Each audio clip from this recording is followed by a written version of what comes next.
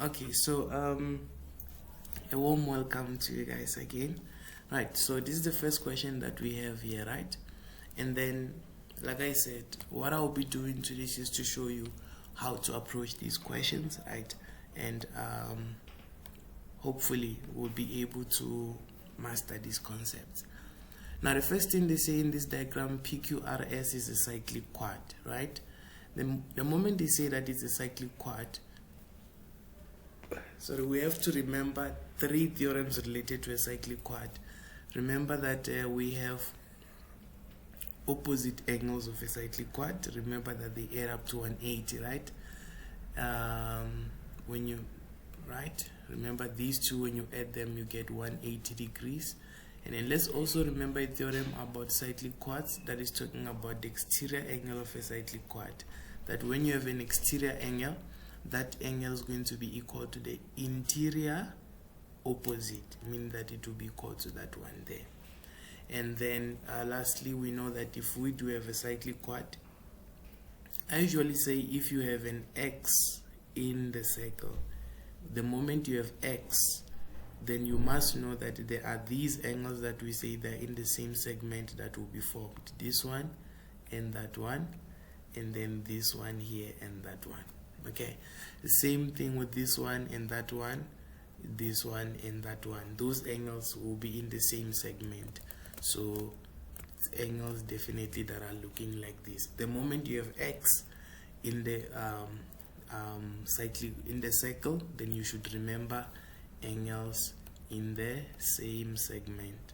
Okay, and then what else? They also tell us that PR is a diameter. The moment PR is a diameter, it means that we should remember the theorem about a diameter. Remember that theorem that says that if you have a diameter, the diameter subtends an angle of 90 degrees or forms an angle of 90 degrees at the circumference. Let's remember that theorem there. So this is how you analyze. You see, this is how you analyze these questions. They say MRT is a tangent. Let's remember that there are three theorems that talk about a tangent, right?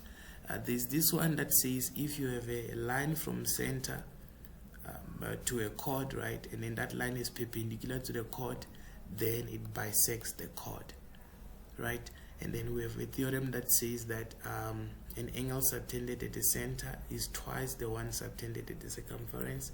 And then let's remember that tangent, right? Then let's remember this one is tan perpendicular to radius, right?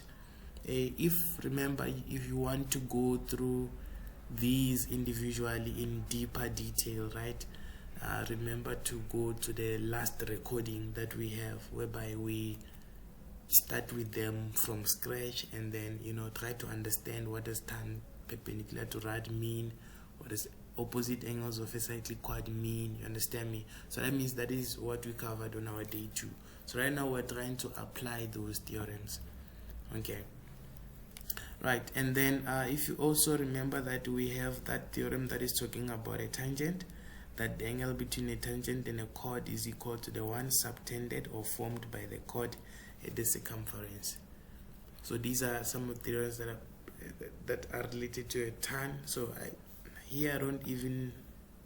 I don't know why I said tan perpendicular to rad is looking like that. Trust me, guys, so sorry. Tan perpendicular to radius will mean that you have a tangent and then there is a radius, right? And then the angle between them will be 90 degrees. Now that will be tan perpendicular to radius. This one would be tan chord theorem, because you have a tangent and a chord. All right, so just as a reminder there. So they want the following with reasons. They want angle R1. So you check where R1 is, right? Usually I say that if this is R1, you can definitely see that it's an angle between a tangent, which is MRT, so tangent, and then a chord. Look at your chord. This is your chord, which is QR. Now the angle that will be formed by that chord at the circumference will be equal to R1. That is what tan chord is saying. So you move from those 2 points, Q and R, then you're going to go to the circumference and look at the angles formed by that. So if you can check, if you go to the circumference here and then here you can then see that the chord QR subtends an angle S2, so that tells you that R1 should be equal to S2. At the same time, if you look at from Q and R again, and then you go to the circumference again, we are also forming another angle there, which is what? P1. So that tells us that P1 should be equal to R1. Okay, so that makes sense because P1 is equal to S2 because of these angles in the same segment. Remember, there is an X there in the cyclic quad. So if we were to answer that question, right, real quick, we would say the following. So for number 1 there, we would say 8.2.1, angle R1 will be equal to angle S2. We said why? This is because, and both will be 65 degrees. This is because of the tan chord theorem. Right, tan chord theorem. Good. Are we all okay there? Please, if you do have questions, please do ask, right? And then 8.2.2, we need angle R4. Now if we check R4 where it is, right, it's this angle here. Oh, by the way, as you are finding the angles, it's always advisable to then write them on your diagram to say, I know this will be 65. I know also that this will be 65 degrees, right? So now, remember that PR is a diameter, right? PR. So the angle formed by the diameter at the circumference is going to be 90 degrees. Your diameter is PR. Let me try to highlight it in this form. And then I say, I'm going to move from P and R, then I'm going to go to the circumference. When I go to the circumference, I'm forming an angle, which is this one. It's going to be 90 degrees. And if I do the same thing this side, if I form an angle at this side, the fact that you're going to the circumference, right, then it means you're going to form a 90 degrees here. Because why? PR is a diameter. If you can remember yesterday, I told you that Euclid is much easy if all the time you are moving from 2 points either to the center or to the circumference. Okay, so now what do they want? They wanted R4. If I can check R4, right? Look at it. It does seem like it's difficult to find. Like, you see, you look at R4 and then you're like, okay, it's between this tangent and this chord. But then when you look at the chord, the angle that the chord forms on the circumference is Q2. We are not given Q2. And then another angle that is formed by that chord at the circumference is what? It's P2. And we do not have P2. Right? But we can find P2. Right? Why? Remember, since this is 90 degrees, then you can find this angle. Then that will mean you would have found R4. Right? Or another way of solving R4 is there. Check there. There is this theorem that says if you have a tangent, right, and a tangent and then a radius, the angle between them is what? Is 90 degrees. It does not mean that it always has to be a radius. It can also be a diameter. If I extend this radius this side, now this thing is a diameter. But the angle that is formed here is still 90 degrees. So what does that mean? That means that the angle here formed here is still what? Is still 90 degrees. Because PR, it's a diameter, it's just an extended radius. So there are many ways of solving that. So the first way, or I'm gonna call it method number 1, is that you could say that PRT, okay, PRT is equal to 90 degrees. And then your reason will be what? Your reason should be tan perpendicular to radius. Okay, because that diameter there, you just think of it as having a radius also there. And then the angle is 90. Then, good people, there's this simple thing that I always say that it looks simple, but it's very powerful. You always say you want R4, not PRT. So you have to say PRT is made up of what? PRT is made up of R3 plus R4. That's how you write it. Okay, it's made up of R3 plus R4. I think R3 was given. You can even check the statement here. They said R3 is 35 degrees. So in that case, you will then say, okay, my R3, I know that already is 35 degrees. I'm looking for my what? My R4. So to get at that R4, I would say R4 is 90 degrees minus 35 degrees. Then 90 minus 30, 60 minus 5 is going to be 55 degrees. That's how you'd get R4. So R4 here is 55 degrees. Sir? Yes, ma'am. Sir, is it correct if we say Q1 is equals to Q3 because of angles in the same segment? Q1 is equal to Q3 angles in the same segment. Yes, that's very true. Wait, you said Q1 and Q3? Oh, Q1 and R3. Q1 and R3. Q1 and R3. Let me try to remove some of these things, because now it seems like that angle there. Okay. Yeah, I know my diagrams are always messy. Even when I was writing in school, diagram sheet will never be clean. Okay, so Q1, right, and R3, when you look at them, they are from these two common points. P and S forms an angle at the circumference, which is Q1, and then P and S also forms an angle at the circumference, which is R3. So yes, R3 should be equal to Q1. Yeah, they should be equal.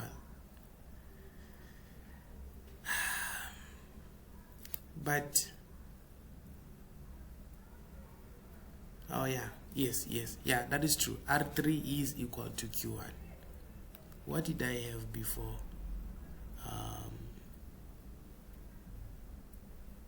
Oh yeah. So that is fine. R3 is also equal to Q1, but how can it assist us to find R4?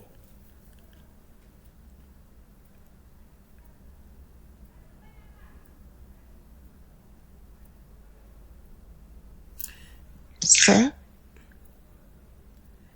Oh, were you making just an observation, ma'am? Or were you maybe getting R4? Just so Yes, sir. I was trying to get R4. Okay. All right. Yeah. Sorry, Yes. but I wanted to ask, because could you have used angles on the same adjacent line? Because when I checked it, you can find R2 by saying 90 minus 65. Then you can just calculate everything. That's how I did it. Oh, that is a nice observation there again. Thank you so much for that, ma'am. Like I said, there are many ways. Check here. It's also 90 degrees here, right? So I'd like to assume that you also use this reasoning here to say PRM is 90 degrees tan perpendicular to radius. Am I correct? Yes. Okay, perfect. So in that case, you would get R2, and then from there, since you would have R1, you would have R2 and also R3. Remember, when you add all of these angles, you should get what? 180 degrees. So you'd use angles on a straight line to find R4. Thank you so much for that. Right. So I think I then indicated that R4 is 55, and then a R2, I guess, ma'am, if you found it using by saying 90 minus 65, I think it should be 25 degrees. R2 here should be 25. Right. And then they wanted what? They wanted 8.2.3 angle T. Where is angle T? Look at angle T. Here it is there. So they're looking for angle T. I hope this diagram won't confuse you guys. I'm hoping. Okay, angle T is there. Is there any way we can find angle T? Sir, I think we have to firstly find angle P2. Perfect. Do you see why it's important to actually show that here you have a 90 degree? Because it makes life easy. And you know that, or you can say I have R3 and R4. So that means if I get P2, then I can get T. So how can we get P2? Sir, I think we say P plus R2 and plus R3 is equals to 180. And his n is opposite angles of a cyclic quad. Okay, that is a nice one. Okay, so you're saying angle P plus QRS, right? QRS is 180 degrees. Why? Opposite angles of a cyclic quad. That's very good. That's a nice way to get P2, because I believe you would then expand P to say it's P1 plus P2, and then QRS now it would be R2 plus R3, right? R2 plus R3, and then that should give you 180. So P1 you do have 65, but where did we say P1 is 65? Meaning that you would have to tell the examiner first that P1 is 65 is or did we say, we said S2 here? So you could tell the examiner that P1 is 65 because of angle, tan chord theorem. Okay, R1 is equal to P1, tan chord theorem. Then after that you substitute R2, it's 25, substitute R3 is 35, you get P2. But there's another way of getting P2. Anyone who can see that? Yes? Many there are two other ways. Ooh, easy for the clash. Many there are two other. First one is the first one is opposite angle of a cyclic quad, and then the second one is the opposite angle of a cyclic quad, whereby S3 equals to angle Q. S3 equals to angle Q. Okay, so if you knew that S3 is equal to angle Q like this, let's say you knew that S3 is equal to Q, so you'd say it's 90 degrees here. Yes, yeah. Oh, I believe then that is a way of getting T instead, not P2. Yes. Yes. And then the second one, it's the diameter subtends a angle in semicircle. S1 plus S2 equals to 90. Therefore, S3 equals to 90 angles also in a straight line. Angles in a straight line. Wow. Nice. Okay. And then is there another way again of getting T or P2? I was gonna say for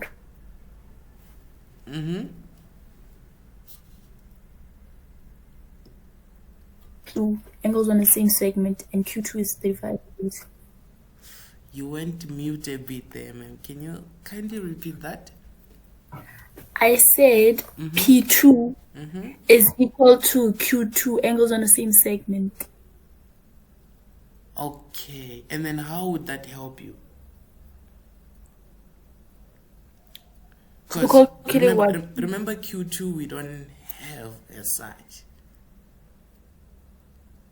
We can get Q2 by saying Q2 is equal to R4. Right. That's where we should. That's good. That's good.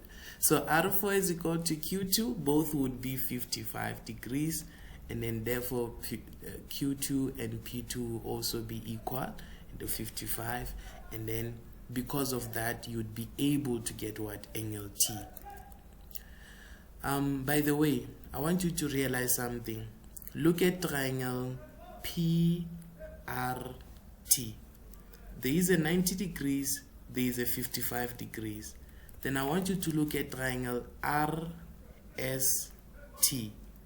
There is also a what? According to Mr. Lema, here we can get a 90 degrees. So there is also a 90 degrees, and then there's also a 55 degrees. What can we say about those two triangles? Triangle PRT and triangle SRT. Who can tell us? They are similar, Meneer. They are similar. Perfect. So that is how you actually link everything. Those triangles are what? Are similar. So if I wanted you to prove that those triangles are similar, you would actually start by proving that there is a 90 degree in both angles, and then there is a 55 degrees in both triangles. I mean, good stuff. Okay, and then another way though, maybe that, another way we could have said, right, that that is clearly visible. That comes from R4, by the way. It's just another method. You could have said R4 is equal to angle P2, right? And both will be 55 degrees. Why? Tan chord. Okay, tan chord theorem. Because R4 is an angle between chord RS and tangent MRT, and that chord RS forms P2. Then you could have said P2, right, plus R4 plus PRT, right, plus PRT, and then plus angle T would be 180 degrees. Remember, sum of angles in a triangle. Then you would be able to substitute there your things, and then you would be able to solve for T. Great. And then your T would be 180 minus 90, 90 minus 55. We should get 35. We should get 35. So this also means that angle triangle PRS is similar to triangle PRT, right? We're adding another angle, triangle that is similar there. Triangle what? Triangle PRS. Those three triangles, the bigger one, which is this one, and then this one, and then this one, they are all similar. In fact, what you see there, guys, is something that is looking like this. PRT, and then you make a straight line here, which will be giving you a 90 degree angle, a 90 degree, of which here is a 90 degree. This is actually what you've just discovered here. It's actually the triangles that we use to prove Grandpa's theorem, Pythagoras theorem. Okay, we use triangles like this, but I just wanted you to actually see them live, while we are working with them. Okay, next one, guys. Here's what we have here. I know we're gonna try and move a bit faster just to get those angles there. Right,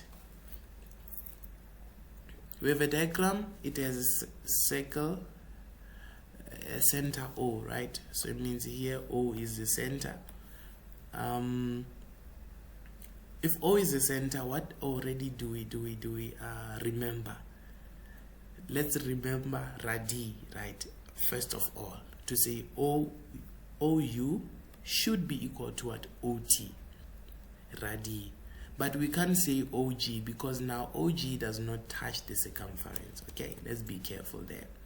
However, in terms of OG, it's actually a line from center to a chord, but it's not perpendicular to the chord, so we can't say it bisects the chord. It was supposed to be perpendicular to the chord, but then it's just an observation we're making. What else? And remember theorems related to a center, right? The moment they say a center, remember there are only 3 theorems that are related to a center. The first one, remember, says an angle subtended to the center is twice that one is circumference. Can anyone tell me, are you recognizing this theorem on this diagram? Anyone who's identifying it?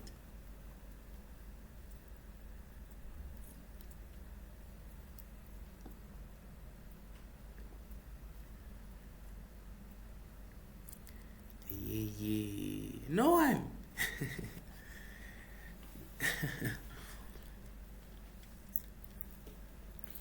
Mr. Liam, my help. Are you there, say?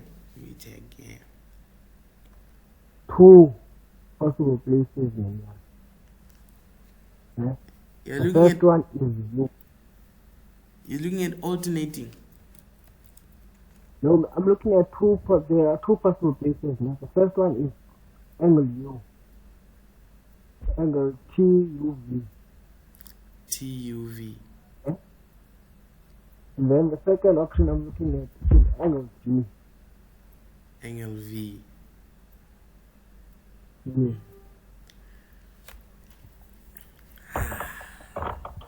Okay. No, I hear you, sir. I hear you. I hear you. But I wanted to know, like, maybe in, like, specifically, whether we are able to recognize this one in particular on this diagram. Can I give it a try? Give it a try. So, 01 Mm-hmm. would be 275. Not equal to, it will be 2 times the 75 angle at center. Perfect. Perfect. Remember what I said. Just move from 2 points on the circumference, go to the center, then move from the very same 2 points and go to the circumference. You will see your theorems. So check, that is a theorem there. The one subtended at the center is twice the one at the circumference. So it means that 01 there actually is going to be 2 times 75 degrees. Perfect. That is what I wanted us to actually identify then. And then on a center again, right? Because they already told us that PUK is a tangent. Let's remember that. Okay, before there are 3 on the center, right? We're talking about angle at center twice the one at the circumference. There's also this one that talks about a line from center perpendicular to chord, but in this case it's not perpendicular. And then there's this one that talks about that if you have a diameter, it subtends at 90 degrees on the circumference. So you can see, do you recognize this one, guys? Is it there? It's not there. Do not say that this is 90 degrees. That would be a bit of an error, right? If you were to say this is 90, it's an error because UG is not a what? Is not what you call a diameter. So we don't really have a diameter here, so we can't use that one. Okay, but there is also a tangent there, then that should remind you of tan perpendicular to radius. So say this is a radius here, so it means that here we should have a what? A 90 degrees, and even there here we should have a what? We should have a 90 degree. Good stuff. Okay, so let's start to answer these questions, guys, maybe as quickly as we possibly can. Angle O1. The size of angle O1, we already talked about it. That's the beauty of analyzing before, right? So angle O1 is equal to 2 times angle what? Angle GSU. Okay, GSU. Then your reason will be what? Angle at center will be twice the one at circumference. Right. Angle U5. So this one we know 2 times 75 was 2 times there 75. 140, 150. Okay, so it should be 150 there. Yeah, 150. Half of your paper too. Okay, U5, angle U5, which is this one here. That angle, what would be the size of that angle? Sir, Yes, babe? sir, I think U5 is 75 degrees because of tan quad. Perfect, perfect. When you look at U5, right, look at the points, right, of that chord, because that U5 is formed by the tangent and a certain chord, which is TU. So when you go to 2 points of that chord, just go to the circumference, to the angle that they form, then there you go. You can see that it forms angle what? GSU. So those angles will be equal. That's perfect, ma'am. Thank you so much. A very nice observation. So we shall then include it here to actually answer that. Or maybe I can just write it here. So we're saying this will be equal to TSU, right? GSU or TSU, whichever way. And both will be 75. Remember, that is because of the tan chord theorem. Perfect. What about T1, angle T1? Do you see which angle might be equal to T1? Sir, right, T1 is equals to U4 because angles opposite equal sides. Ne? Then we say Oh, sorry, you said T1 is equals to U4 is equal to U4. angles opposite equal sides. Oh, so it means first of all we tell them that OU is equal to OT, right? And then we say radii. Okay? Yes, sir. So you must talk about the sides first, and then you can conclude about the angles to say T1 is equal to U4. Yeah, angles opposite equal sides. Right. Then we say GUP is equals to 90 degrees because of tan radius, tan perpendicular to radius.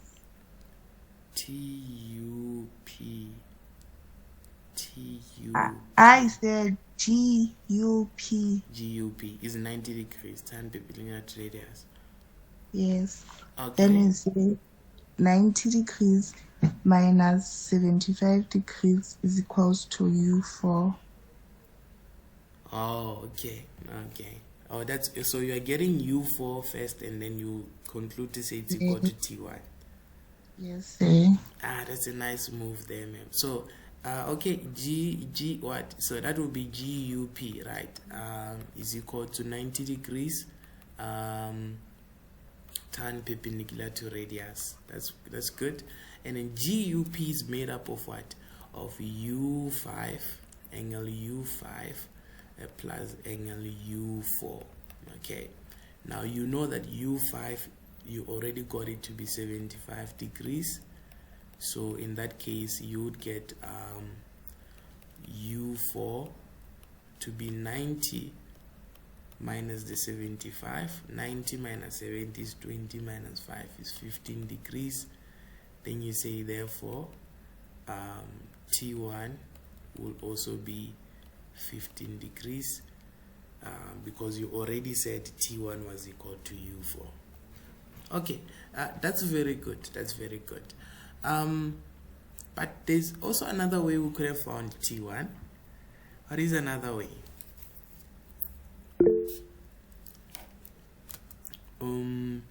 Yes, Miss Vanessa. So I think I could have said T1 plus O1 plus U4 is equal to 180 angles. Sum of the angles in a triangle. Sum of angles in a triangle. Oh, that's nice. That's nice. And then We'll just say again. Okay, sorry. Can I just say T1 and U4 it's X because they're similar. I see what you are doing there. So, ma'am, you want to just call it X? No, it's okay. Okay. Can we tell them then that this is we're going to call it X? Is that okay? Yes. So you tell them let T1 and U4 be equal to X because these are angles opposite equal sides, of which you would have mentioned about the radii before that.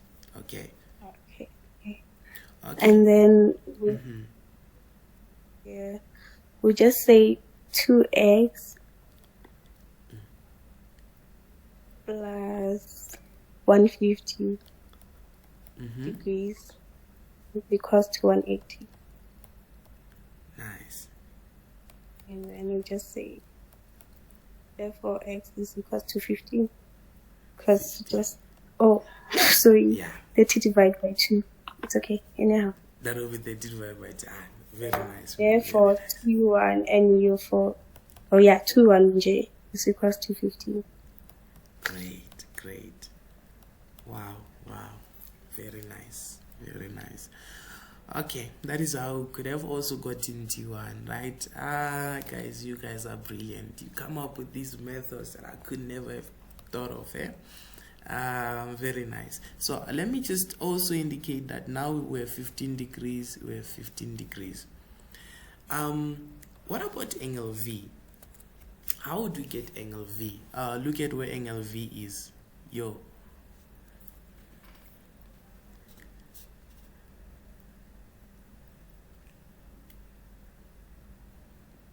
How do we get angle V?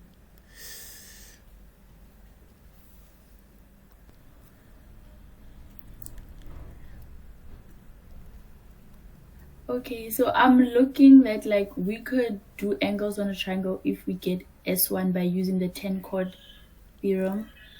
Oh, if we get S1.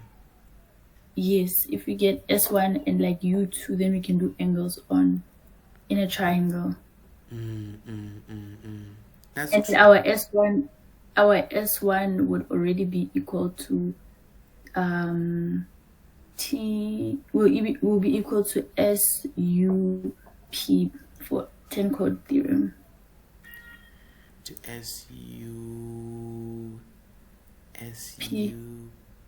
SUP. Yes. Oh no. I'm sorry, no. No, but now it's no problem. But the one you mentioned is quite a beautiful one. I mean, I didn't realize actually that that angle V is actually equal to this whole angle here. Do you see it? Yes. Yes, because this is still a chord. US is still a chord, and then it subtends this angle there. Wow, very nice observation. So it means actually if you can just get U3, wow, you got angle V, because already you have U5, U4, U3. Nice. But I don't know how you'll get U3 though. I think you'll assist me, yeah?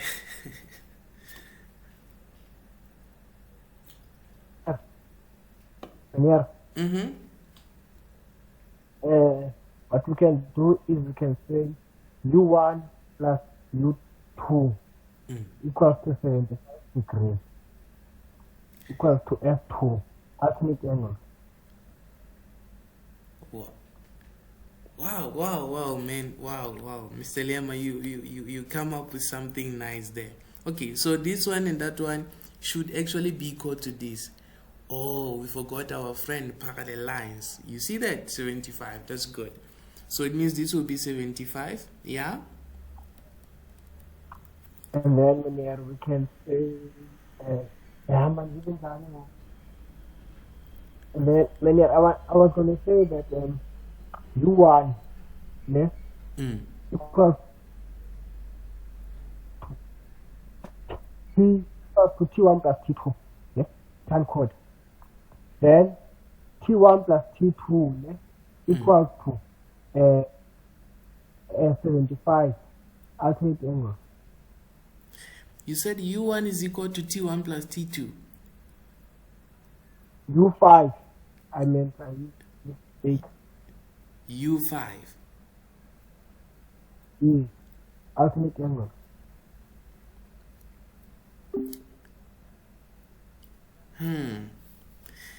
I should hear more about this.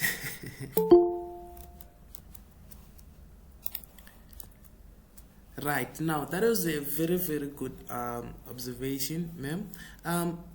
Mr. Dem, I'm not sure. I think I didn't hear you quite well, but I heard you talking about alternating angles, of which I agreed that SUK and is this and yeah.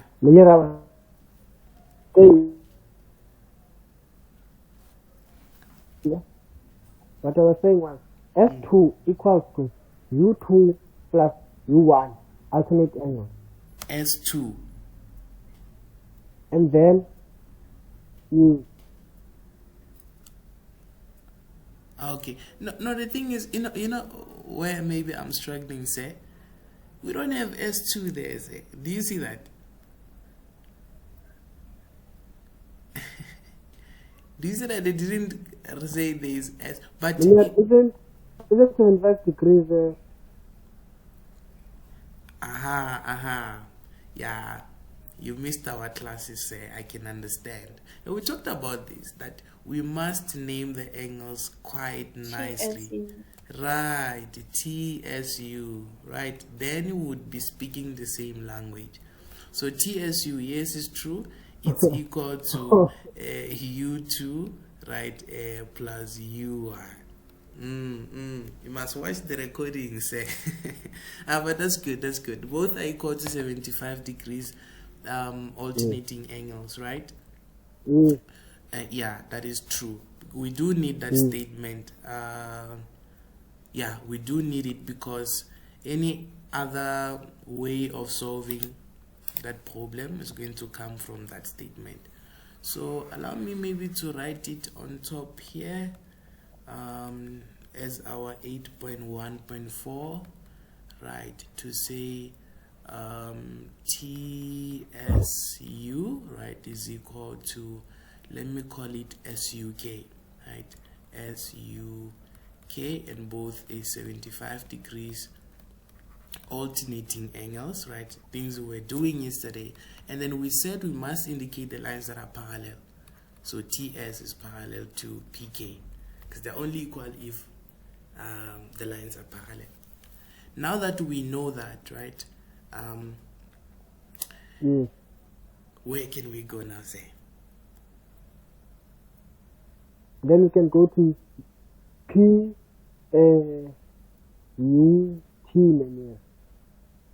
PUT. TUT. Which is equal to it is equal to UTS. V. Alternate then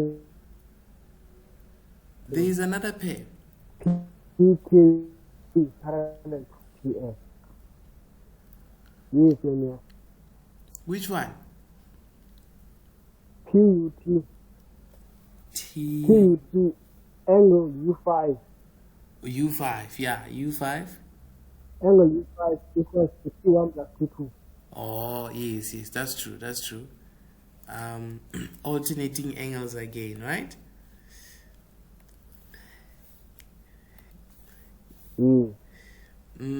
Okay, let me do this. And So, then so this one and that. And equals to 15. And then we find. And then we'll be looking for T15, T2, I mean, which is 60 degrees.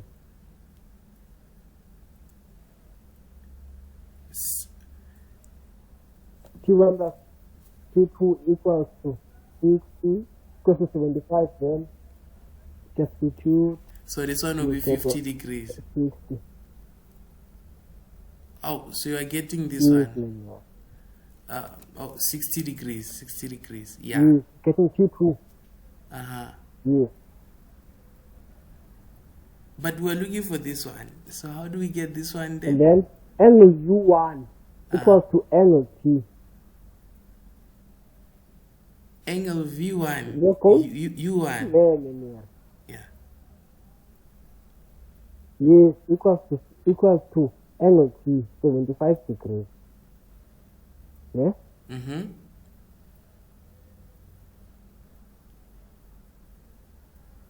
Hi, man.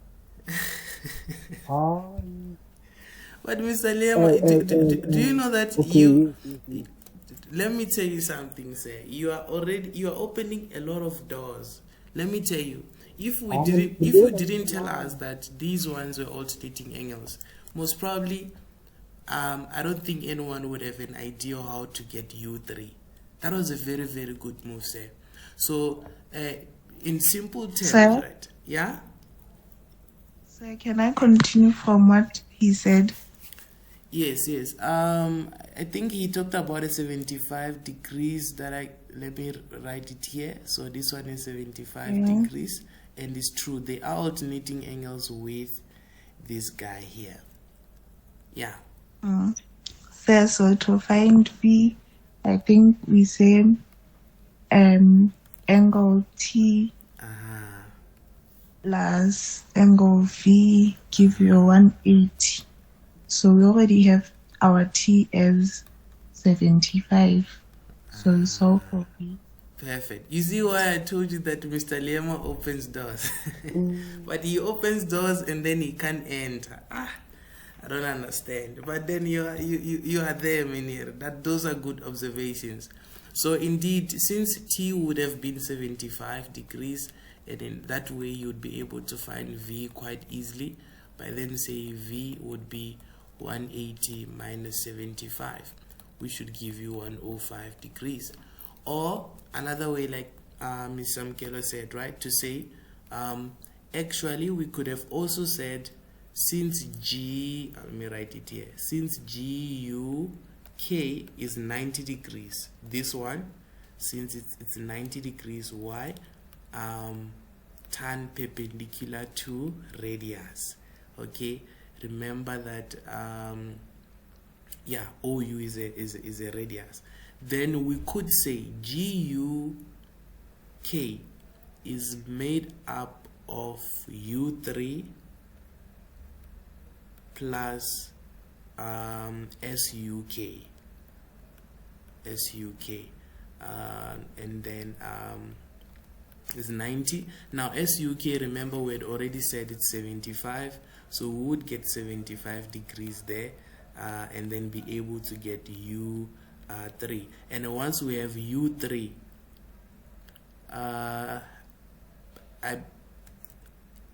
forgot. Why did we get U3? Oh, then we could say this bigger angle here would be U3 plus 15 plus 75. Whatever we get is going to be angle V because of tan chord, right? This chord subtends angle V, right? Guys, this is nice. So very, very nice. So many ways of solving these problems. Grab yourself one of the ways and just run away with it, right? And then U3, we already talked about U3, right? So we already know how to get U3. G2, now that one is okay. guys, getting G2 would be very easy, right? Because this is 75 here, and then we would have gotten U3. I don't like saying we would have gotten. What is actually U3 there? I think that would be 90 minus 75, which should be like 15 degrees. Nah? Then you'd be able to get G2 by using this triangle here, angles in that triangle. Okay, then there are these questions that ask you to calculate. You know, this one is saying it is further given that TS is square root of 80. Now TS is this one. It is given that it's square root of 80, right? Then they say calculate the length TG. Where is TG? Ooh, it's now a bit messy, but here's TG here, right? So they want TG. Here's the line TG with reasons, and leave your answer in set form. Right. They want TG, and then they give us TS. How would we do that?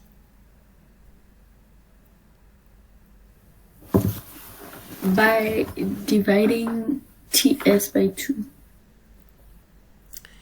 So you are telling me that there is a line that is perpendicular to that chord which bisects it, isn't it? Yes. Which line is that? Line from center. OG. Yes.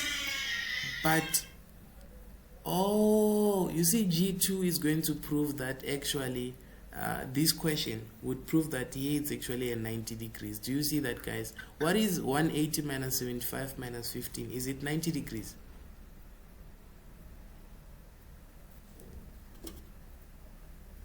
Yes.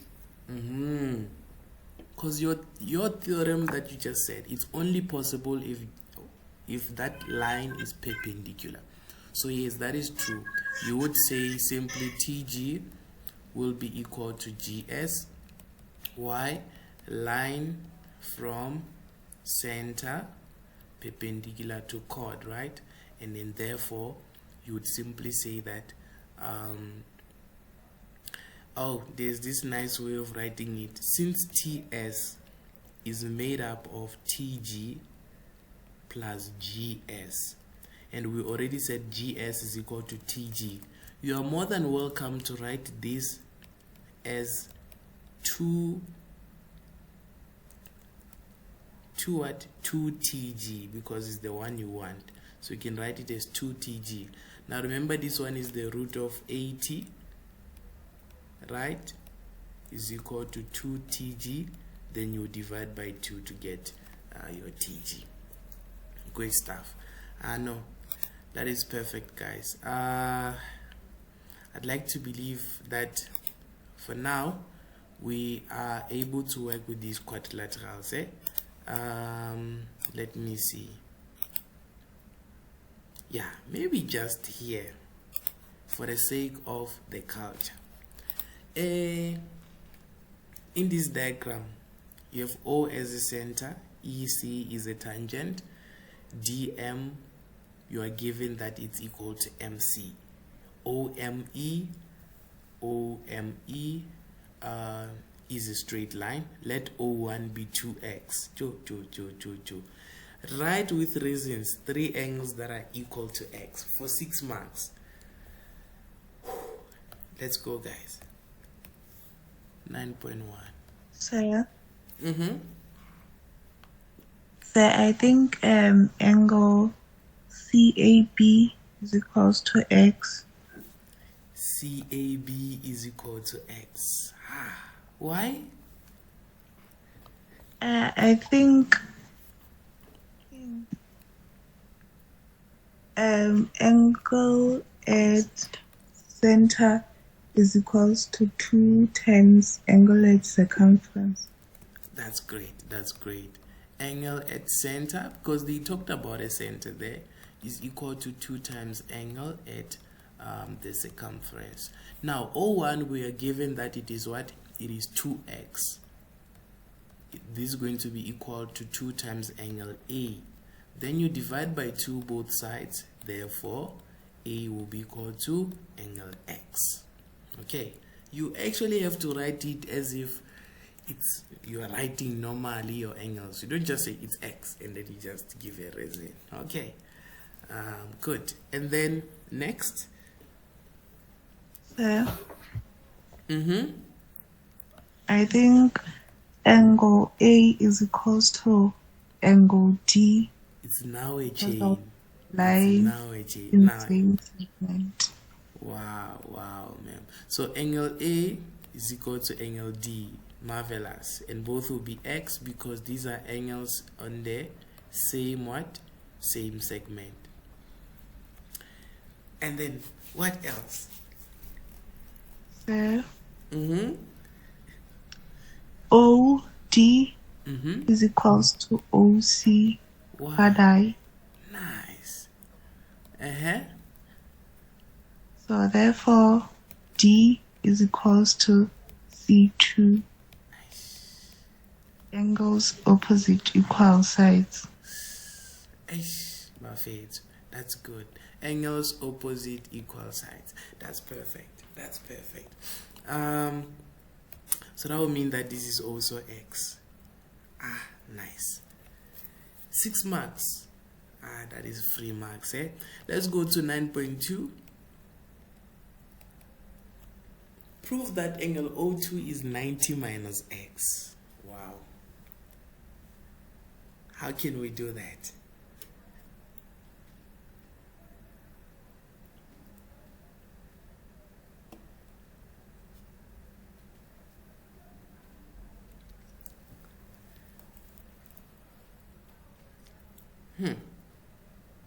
O2 90 minus X.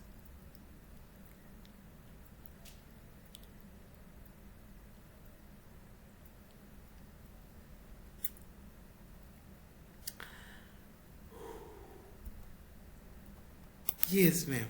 Good. So, right, we have we have DM being equal to MC. We are given so we can conclude that M2 is 90 because of line from center perpendicular to chord. Great.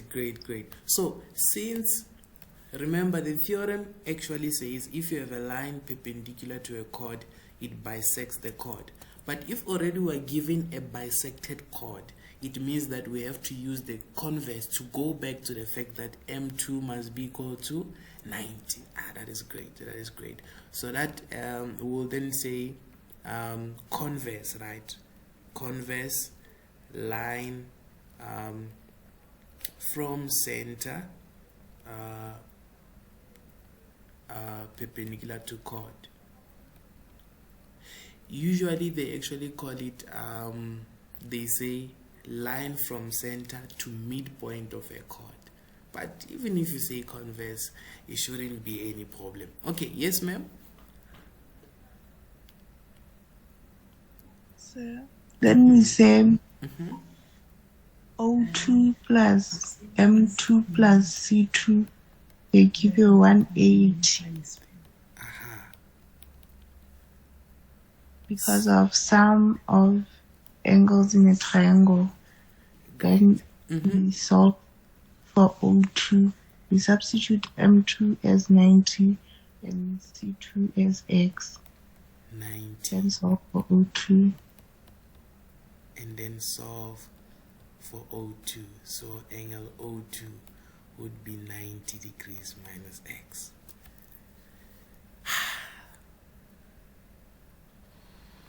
Very nice.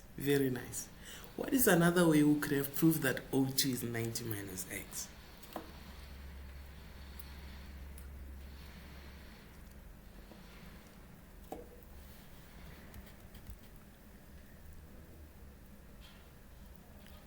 What is another way? I'll buy you some sweets, guys, if you can get it. Don't worry. Just tell me. What is another way we could prove that O2 is 90 minus X? I'll make it 5 sweet. 6.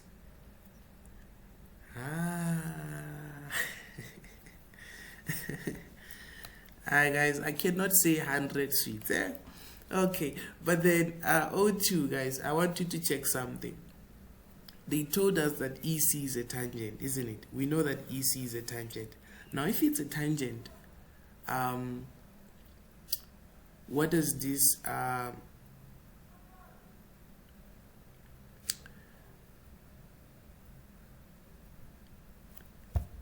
okay, we know that here it's 90 degrees, right? And I even know that here it's 90 degrees.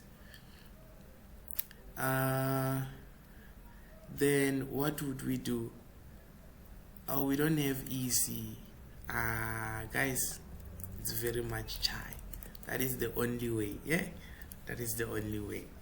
Okay, but very, very nice there, ma'am. Very, very good. Now, 9.3. 9.3 says, prove that EC is a tangent to the circle passing through the points MC and O. So there is M, C, and O, right? Can make it a small triangle there. Ooh, let me try to get it nicely. Aha, that is M, C, and O. So we need to prove that EC is a tangent to a circle that will be passing through those points. Meaning if you were to draw a circle around the point, then EC would be a tangent. So how do we prove that something is a tangent? How do we prove that something is a what? Is a tangent? By the way, let me write that here. O2 is 90 degrees minus x. It's 90 degrees minus x. So how can we prove that EC is a tangent? Sir? Yes? Sir, I get we have that O2 is 90 minus x. Yes, ne? yes, yes. Then we have to prove that C3 is equals to O2. Right? Mm-hmm. So we know that OC is a tangent and EC is a tangent and OC is a radius. So we say that OCE is equals to 90 degrees. OCE. This one is 90 Yes. degrees. Reason? Because of tan perpendicular to rad. Then we say C3 is equals to 90 degrees minus, yeah. Oh, OC is made up of C3 and C2. Yes? C3 is equals to 90 degrees minus x. Yes, true, true. Because C2 is x, yes. C3 is equals to O2. Therefore, C3 is equal to O2. Why? Because both are equal to 90 degrees minus x, right? Okay.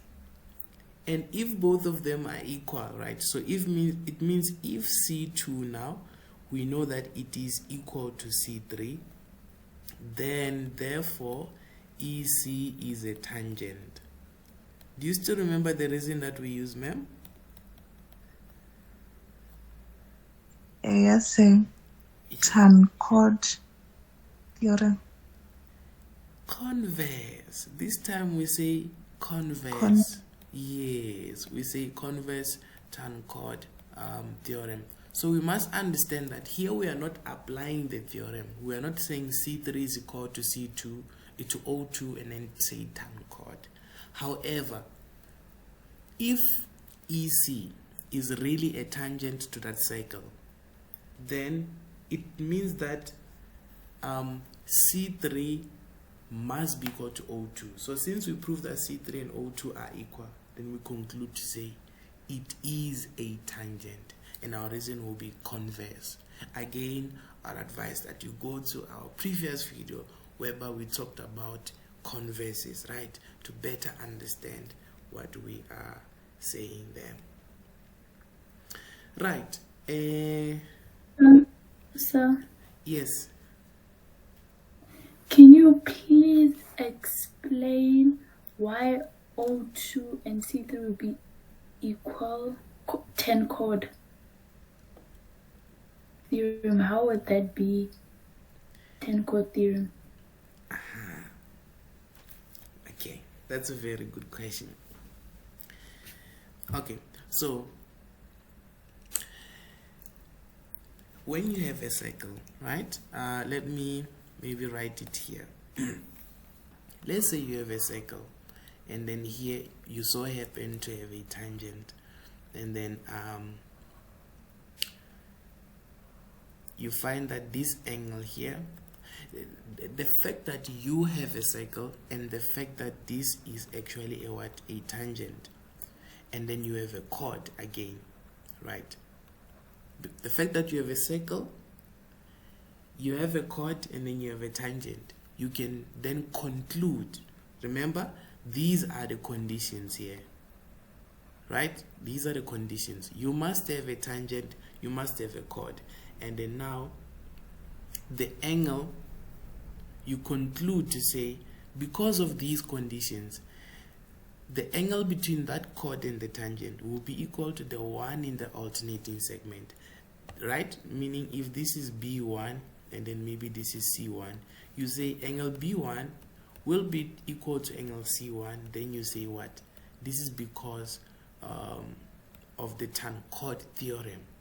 The conditions have been met. You have a tangent, you have a chord. Now, if it happens, tell me something, if it happens that you don't know, like I just give you a circle, and then I don't tell you that this line here, I don't tell you that it's a tangent, I just tell you that it's a line, right? But you through proving or through solving, right, you happen to find out that here you have 30 degrees, and then you also happen to find out that here you also have 30 degrees. Tell me something, ma'am. What would be your conclusion? Let me call this line AB. That AB will be a tangent. You would conclude that AB is a tangent, right? Yes. In a similar way, right, we do not know. We know that there is a certain circle, OMC, right? And there is a certain line, EC. But we don't know whether that line EC is a tangent to the circle. But through solving, we find that angle O2, since we got it as 90 minus x, we've just recently found that C3 is also equal to 90 minus x. Because we're just using our own theorems in the big circle.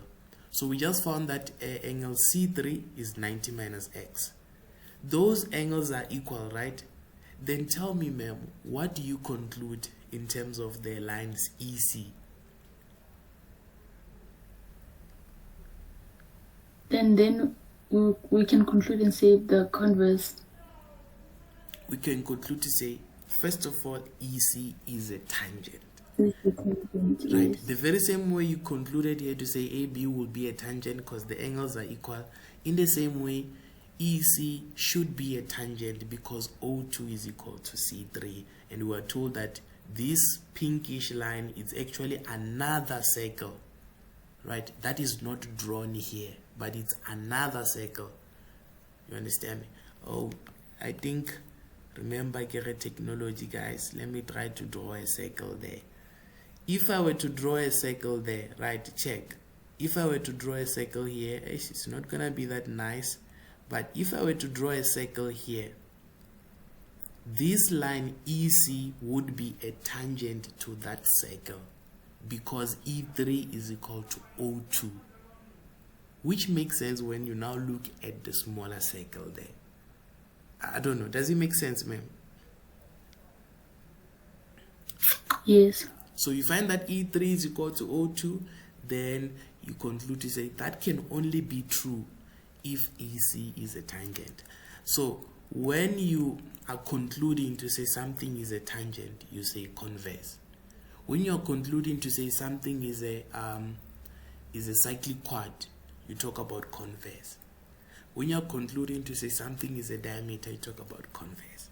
So converse is like going backwards, right, to the conditions. Okay, but I just hope that you understand. If the angles are equal, it means that thing is a tangent. Okay, very, very nice. So we have proved that EC is a tangent. In most cases, guys, please, for all the questions that are going to ask you, in most cases that something is a tangent, you have to prove that the lines that, the angles that look like this one, right, that is between a chord and subtended by a chord. If you find that they are equal, you always conclude that that thing is a tangent. Okay, look at 9.4. It says that prove that DOCE is a cyclic quad. The mistake that we mostly do is that if I say to you, prove to me that DOCE is a cyclic quad, you know what people do? Already they're talking about opposite angles of a cyclic quad. But how? Because we have not proved that that thing is a cyclic quad. We need to prove that it is a what? A cyclic quad. So hence you have to remember the theorems related to a cyclic quad. I told you that there are 3 of them, isn't it? And there are those that are talking about there are those that are talking about opposite angles, then exterior angle. Then remember also there are those that are talking about what? That if you have a cyclic quad here, then, right, so if this happens to be your cyclic quad here, right, and then remember I told you about X, right, that in that cyclic quad there will be these angles here that are in the same segment. In a cyclic quad, the angles in the same segment are equal. Okay, the angles in the same segment are equal. So what does that mean? That means to actually prove that something is a cyclic quad, I need to prove that the exterior angle is equal to the interior opposite. Or I need to prove that the angles of that cyclic quad, for example, let's say this is a cyclic quad, you find that the angle here is 60 degrees and then the angle here is 120 degrees. You tell them the addition of these angles is giving me 180 degrees. That can only be true if this thing is a what? A cyclic quad. So you conclude to say, therefore this thing should be a cyclic quad. In a similar way, if I find a structure or a diagram and then I find that this angle here, let's just say is 30 degrees, and then I also get that this one is 30 degrees. This is only true if this thing is a what? If this thing is a cyclic quad. So I actually conclude to say that thing is a cyclic quad. So when your reason now is going to be converse, you're going to be putting converse. Okay, so in terms of this one here, how can we prove that? Oh, I think I erased a lot of things that I had there. But how can we prove that DOCE is a cyclic quad? It erased those things within.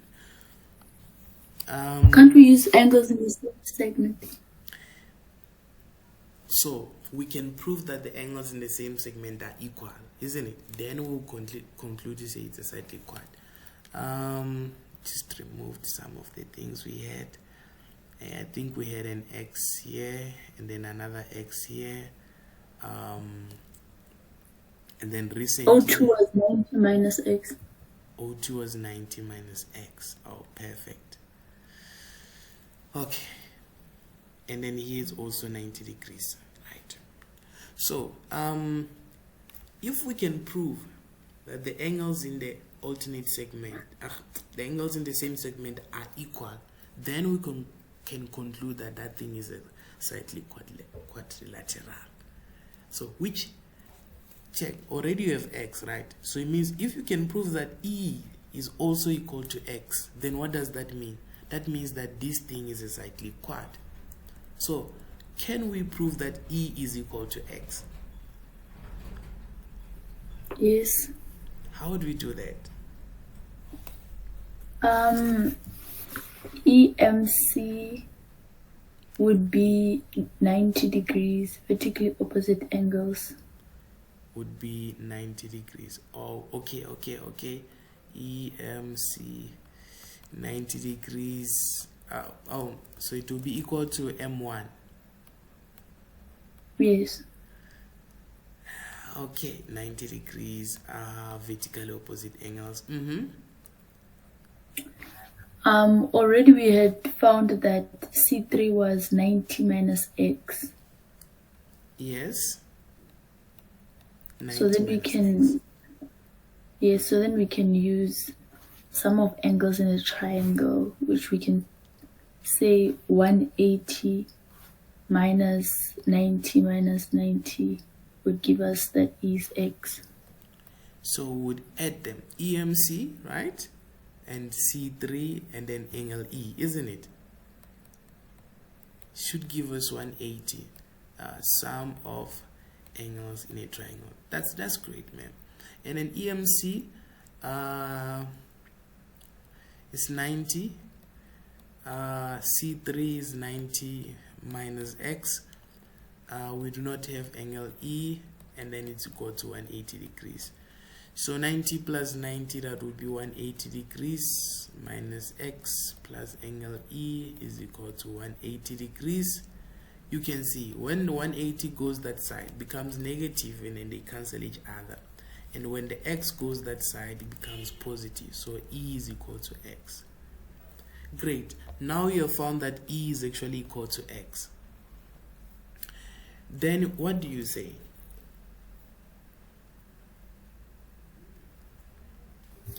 Then we can say that D is equals to E, which is equals to x. Both are equal to x. So you see, I think also that's what we said for the last one. Remember we said C3 and O2 are equal. Then we added that both are equal to 90 minus x. When you are proving, it's very, very important to actually say that the angles are equal because both of them are equal to something similar. Okay, but that is a nice then since those angles are equal, then we conclude to say DOCE is a what? Is a cyclic quad. Now what would be our reason? Converse angles in same segment. Converse angles in the same segment. Okay, perfect. That's great. Very, very marvelous. Very nice. So that is, you see, in Euclid, right? Your proofs are going to be around proving that something is a tangent, proving that something is a cyclic quad, proving that lines are parallel, proving that lines are equal. If you are able to practice that more and more often, you will definitely become okay. Right, I hope you are good, guys. I think this one was the last one on because this one was talking about proving that lines are equal. I had to include it so that we can remember how do we prove that lines are equal. So we had a question here. It says that in the diagram we have two circles, A, B, C, D. Oh, here they made a mistake. Okay, it's actually D here. I think we had this circle yesterday, né? And BECG intersected B, and then AC is parallel to BF. right? This one is parallel to this one, right? Then they say complete the following reason. G1 is equal to F2 plus F3. What could be the reason there?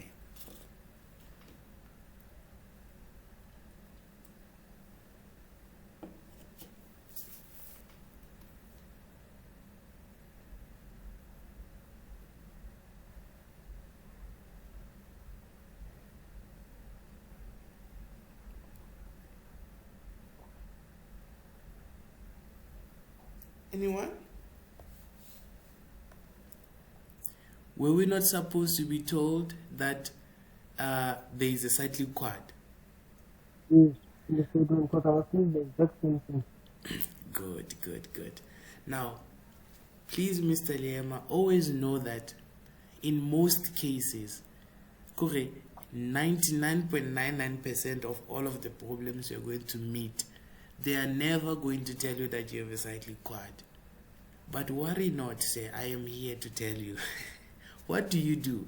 As long as you have 4 points on the circumference of a circle, as long as you have 4 points, already conclude to say, know that you have a cyclic quad and already use the properties of a cyclic quad.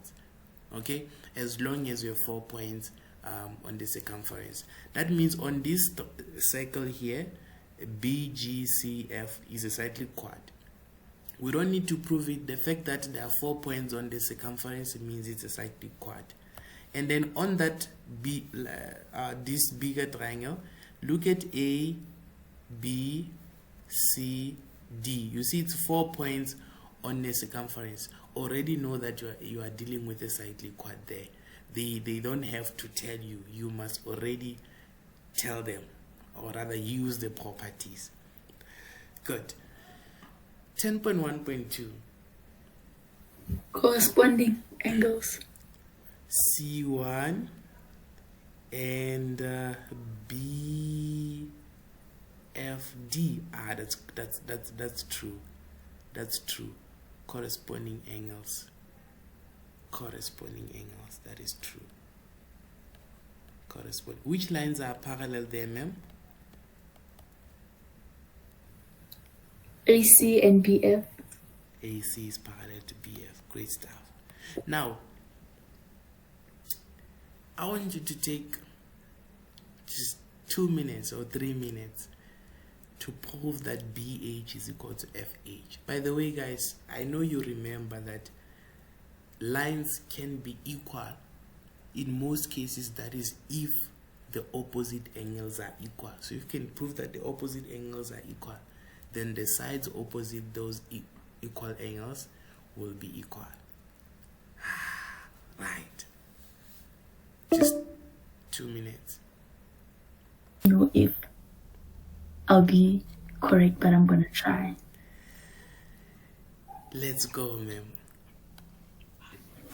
Okay. So, firstly, yeah. Can we say? Firstly, I'm gonna say that let B2 equals to X, Y. Let B2 equal to Y. Right. Where is this B2? Let's check it.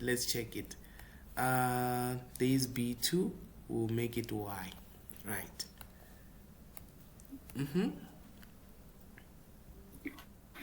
Then let G1 equals to. Let G1, right? Yes. Equal to X. Oh, okay. So where I will see G1, trust me, I promise you, I'm gonna put X there. X. All right. Okay. So then F3 would be equal to B2, which is equals to 1, angles in the same segment. F3. Yes. Would be equal to B2, which would be equal to Y. Angles in the same segment. Mr. Lem, I hope you can see that she's already using properties of a cyclic quad. Yes, ma'am. So I'll put y there. Can I put y here? Yes. Let me, I like colorful stuff. Let me make sure that I don't put those as here. Can I also attempt it?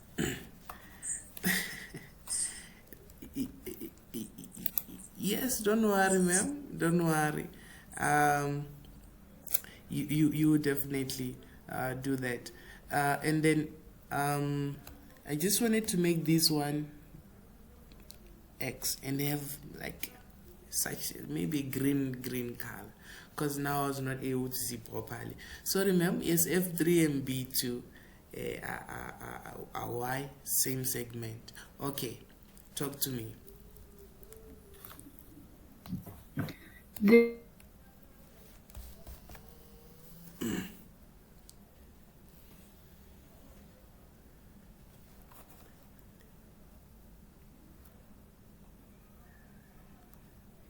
Yeah.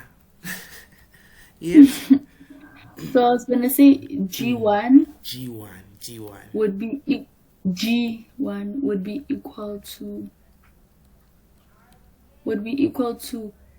GBF.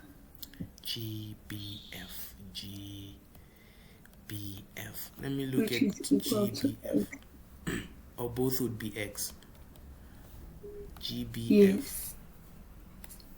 GBF. This one. Yes.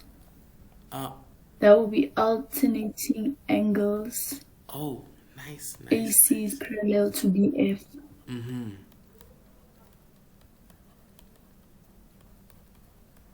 Yes. Yes. So for us to get B3, and it would be the same, because it would be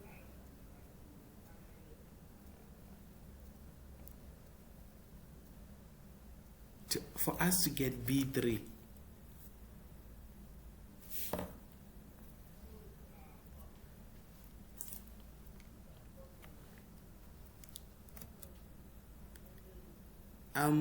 Can you still hear me, guys? Oh, it's me who can hear, ma'am. What's this? X minus Y. Sorry, it's my network. Okay, you said X. You said for us to get B3. I heard you saying for us to get B3 to be a similar. I talked about it would be the same way.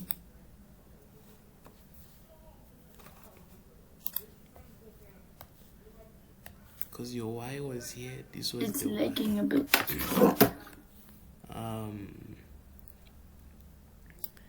Oh, but I see where you are going, ma'am. Trust me, I see you. So you would say, right?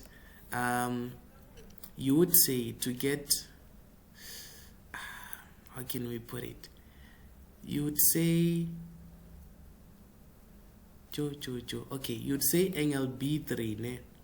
We can write it as X minus Y, isn't it? Like we can write it as angle B2, yes, right?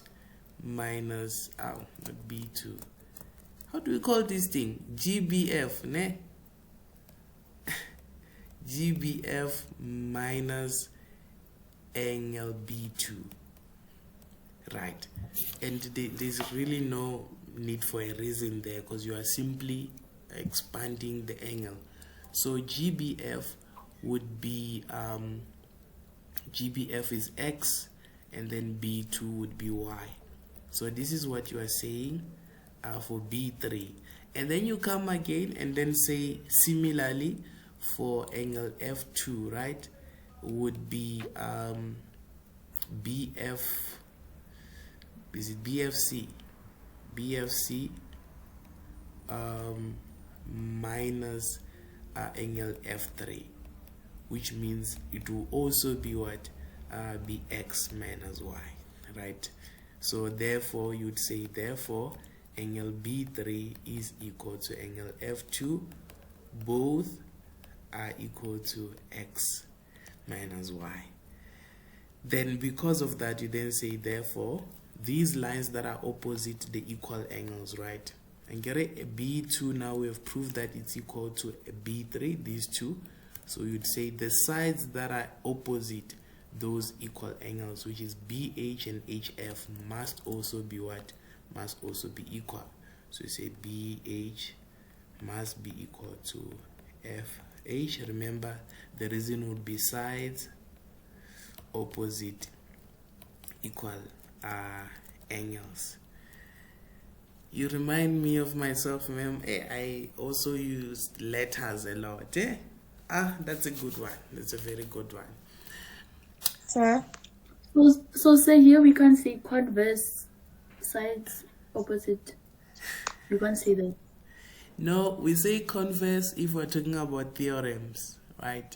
Oh, okay. Yes, okay. But this one, it's either angles opposite equal sides or sides opposite equal angles.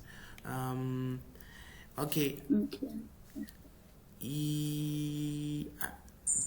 I think. Sir? Wait. Yeah. Talk to me. Sir, can I ask you a question? Okay. Ask. Yes, ma'am. Sir, what was the reason for G1 being equal to BFC? G1 being equal to, it's equal to GBF. GBF. So the X at BFC is for what? At BFC. Oh, the F. Okay. Here, the X for BFC here. Remember that we had said G1 is equal to BFC on 10.1.1. Do you still remember? Oh, okay. Yes, exterior angle of a cyclic quad. Yes, sir. Good. Yes, So, mm-hmm. I had another way to do it, but I don't know if it was right. So I basically said, since from the previous question we said G1 was equal to F2 plus F3 due to exterior angles of a cyclic quad, we could have said that G1 was equal to B2 plus B3 due to alternate angles AC and what's this? And BF. Then since both of them are equal to G, therefore F2 plus F3 would have equal to B2 plus B3. Ma'am, that was very fast, eh? So G1 is okay. So I said G1 is equal to F2 plus F3 because we proved the exterior angles of cyclic quad. So let me since write G, it here. Yeah. F2 plus F3. Since they both F2 plus F3 are both equal to G, then F2 plus F3 will be equal to each other. That's what I thought. Oh, so you said F2 and F3 would be equal to each other because... So, yeah, I basically said due to both of them equal to G1, then wouldn't F2 plus F3 equal to B2 plus B3?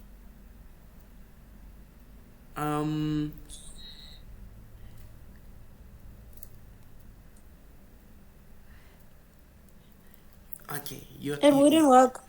You said two statements, right? Okay, let me maybe start with your last statement. F2 plus F3, right? You said wouldn't be equal to B2 plus B3, isn't it? Yes. Both can be equal, ne? If maybe, remember G1 is B1 is a B2 and B3, ne?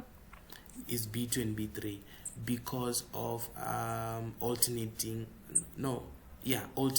Exterior, yeah, alternating. And then G1 is also equal to F2 plus F3. This is because of exterior angle of a cyclic quad, right? Yes. Then it follows that it's true that F2 and F3 would be equal to B2 and B3, ne? Right. There we agree that they are equal because both would be equal to G. To G1, isn't it? Yes. Right. But you then also made another statement that F2 and F3 should be equal. Is it? So yeah, F2 and F3, these two here, they would be equal if they had said GF bisects BFC. So for now, we'll just take them as if maybe they are not equal, because we don't know. All right, but very good observation, ma'am. Very good. Okay, so that is how we prove that. But many days, I feel like there's another way of proving it, of proving that BH is equal to FH. There is another way we could do that. There is another way we could do that. Wait, where did I write this? Remember this thing I was... Okay. So... I just found another way. You found another way. Talk to me, say. Yeah. If you get this here, it's a cyclic quad. So C2 and F2 are equal. C2, yes. C2 and F2, yes, they are equal. Angles in the same segment. Angles in the same segment. B2 and F3 are equal. Angles in the same segment. B2, this is the one. B2 and F3 are equal. Yeah, B2, let me do this. So B2 and F3 are equal. Still angles in the same segment. And B3 and C2 are equal. Alternate angles. B2 and B2 and B3 man, B3 and C2. B3, which means this one is equal to C2, isn't it? Right? Yeah. Because those are alternating angles. And then I'm done. You are done. You are done. Right. So since B3 is equal to C2 and at the same time C2 is equal to F2, then therefore B3 must be equal to F2. This is because both of them both are equal to C2. Both are equal to C2. So check it. B3, we're saying it's equal to C2 because of alternating angles. These alternating angles, I know they are not visible, but here they are apparently. Right, there they are.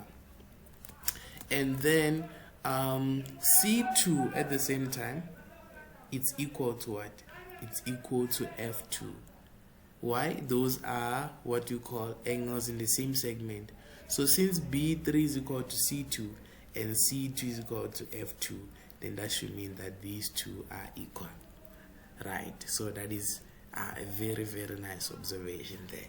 So therefore we would then say BH is equal to that, sides opposite equal angles. So that is what I was looking for.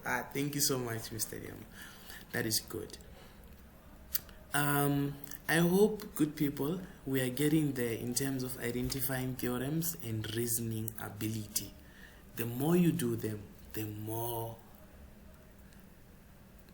you become aware of what to do.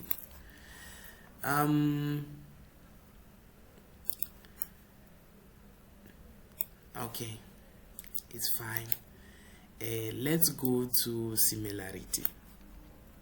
To proportionality theorems. Proportionality theorems are one of the most easiest, right, part of Euclid, and this theorem, proportionality theorem, right, using it's very, very much simple, guys. Let me try to remind you, right? If I have a triangle, right, and then I have a line that is parallel to one side of the triangle, then that line, right, it's going to divide the other two sides in the same proportion, which means that AD over DB is going to be equal to AE over EC. Why? Because there is a line that is parallel to one side of a what? Of a triangle. Now, this theorem is very nice because you can play around with the sides. Like you can even say AD, which is this part, over AB, which is this part. But you must just make sure that you match whatever you're saying to the other side. If you said AD this side you're going to say AE. And then you said AB this side, that side you're going to say AC. And still your reason does not change. You always say this reason there. So it's a very, very nice one. You can play around with them, guys. You can even say, if you want, maybe DB, right? DB over AB, meaning DB over AB. You can say that is equal to EC. You must match. If you said DB, you must say EC this side, and then over, you said AB, so you must say AC that side. And then your reason does not change. Line parallel to one side of a triangle. That is the beauty of this theorem. So that is the first thing that we must know. What is the second thing that we must know in terms of this theorem? Let me try to open a new page here. If maybe, let's say I gave you this triangle here, right? And then I told you that this triangle is A, B, C, D, E. And then I told you that AD is to BD is equal to 2 is to 3. And then I said that, so these are the given things, right? And then I said to you, AC is equal to 12 centimeters. How would you find EC? Anyone who remembers that? How do we find EC?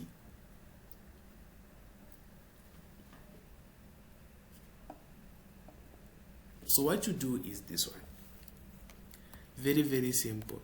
You first of all, you start on the ratio all the time. By the way, this ratio can be given in different forms, guys. You see, I gave you AD is to DB is to BD, man, is equal to 2 is to 3. Another way is that I can give you this as AD over BD is equal to 2 over 3. The fact is that AD matches with 2, BD matches with 3. I can also give you this in this way. I can also say AD is equal to 2 over 3 BD. If I gave you like this, you don't have to panic. All you have to do is to divide by BD both sides. It will take you back here, which will take you back there. Okay? I hope that is clear. I hope that is clear. So, yeah. At the end of the day, this is what you're going to do. AD, you're going to go to AD here, and then you see there is a 2, right? You're not going to say 2 centimeter, but you're going to use a nice letter K. I like to start with K. So that will be 2K, and then BD will be what? BD will be 3K. Alright, it means that it means AB is shared into 2K parts and 3K parts. Now they gave us that AC is 12. Always label your diagram. AC is 12 centimeters. Good people, this is what you have. And then you are given that DE is parallel to BC. The fact that DE is parallel to BC, you can apply the proportionality theorem. Now, how do you apply it?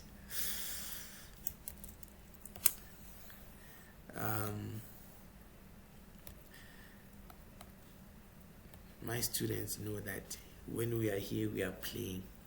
We are just playing. Good people, you want EC, right?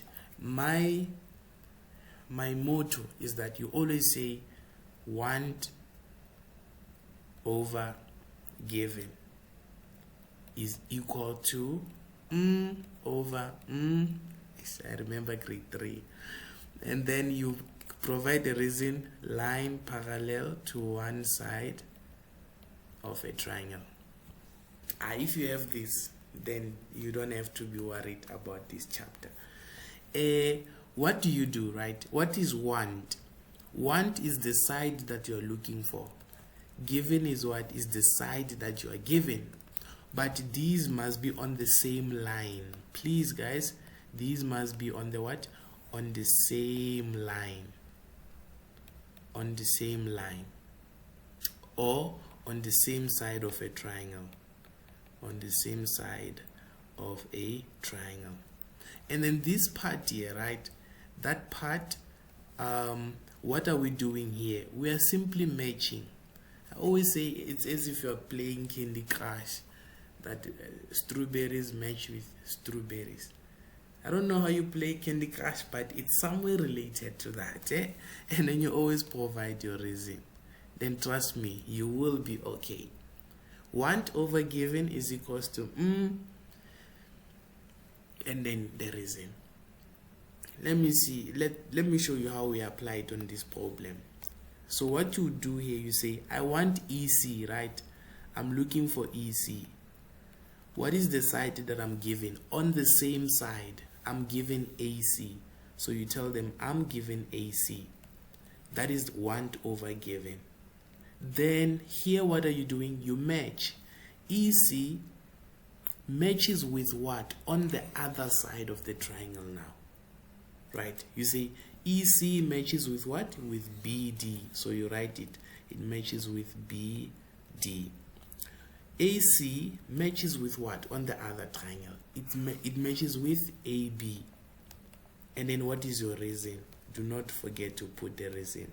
Line parallel to one side of a triangle. Believe me, this is a boring reason to always write, but please write it. Right? EC we don't have. AC is 12 centimeters. BD is what? BD is 3K, as it is. What about AB? AB is this whole part. So you will add 2K plus 3K. You get what? You get 5K. So therefore, K and K are going to cancel. Therefore, EC will simply be 3 over 5 multiplied by the denominator. This denominator you just multiply by through both sides. You times 12 centimeters, you times by 12 centimeters. This side it cancel. Then EC will be 3 over 5 times 12 centimeters. Then you get your answer. What will be 3 over 5 times 12 centimeters? 7.2 centimeters. 7.2 centimeters. So it means here it's 7.2 centimeters. And because you have this, now you can simply get AE by saying the 12 minus the 7.2. That is how simple that theorem is.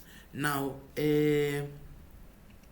my induction series, right? Now, for me, it's one of the best textbooks that guides you properly. That gives you a nice introduction to this theorem in terms of its questions, right? I love them so much, guys. So that is why I'm going to pull out just one here, and then we can try to solve it. It should be in Euclid. Yeah, here's the question here, on proportionality. Yeah, so I'm gonna just draw it quickly on another page. Can I not use? Yeah, let me see how this is looking. But Guys, I promise you these questions, oh yeah, it is. Yeah, I thought I couldn't find them. So here's a triangle that we have. Okay, let's do this. The triangle looks like this. Aha, nice. And then you have some lines there. So you have a line here. You have a line here. Oh, let me quickly draw it nicely. So you have a line here, and then you have another one here. Right, that is your triangle there. Then now you have B, D, and then you have A, and then you have K, E, C, and then parallel lines there. You have some parallel lines. Then you have, oh, I forgot that there is a line here joining D and C. Joining D and C. And then you have a P here. So what is the given information? They tell you that you have all of these things, and then they tell you that AD is to DB is equal to 2:3. Now, it's not always 2:3, guys, but it's 2:3. And then they tell you that, so this is the given information. Then they tell you that BE is equals to 4/3 EC. Yeah. Then they say to you, find the ratio of CP is to PD. This is what they give you, right? Then what do? Guys, there's a parallel line there, so you don't have to worry that much. All you need to ensure that is this one that is given like this. Make sure that you divide by EC both sides. So you divide by EC, you divide by EC, then you would have BE over EC being equal to, because this would cancel, be equal to 4/3. Then what do? You simply go to AD and DB, right? AD is this one. So this is 2K. And then DB is this one. That is 3K. Good. And then now BE. Where is BE? BE is this one. Now BE is 4, right? But I cannot use K because I already used K. You can use any other letter, right? If your name is Masupe, you can say, this is 4M. Okay, you can say this is 4M. And then EC is 3, right? So you just say this will be 3M. Then you're good. All right, you use a different letter. Now they say find the ratio of CPs to PD. It's very, very simple. This is what you do. If they give you like this, all you have to do is to write it as a fraction first. So write it as CP over PD. Then you are going to match it. Look at where CP and PD are. Can we agree that it is this line here? That's where we find what CP here, and then that's where we find what PD. So which triangle can we work in? A triangle that is going to be looking like this. You can see it is this one.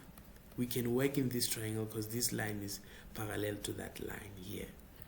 Okay, so when we are working with this triangle, CP matches with what? You then tell them CP matches with EC, right?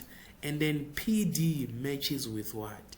PD matches with KE, right? But after matching, guys, make sure that you tell them the reason, because there is a line parallel to one side of a triangle.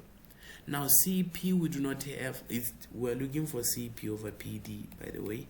So EC is 3M, KE is what? We do not have KE, it's unknown.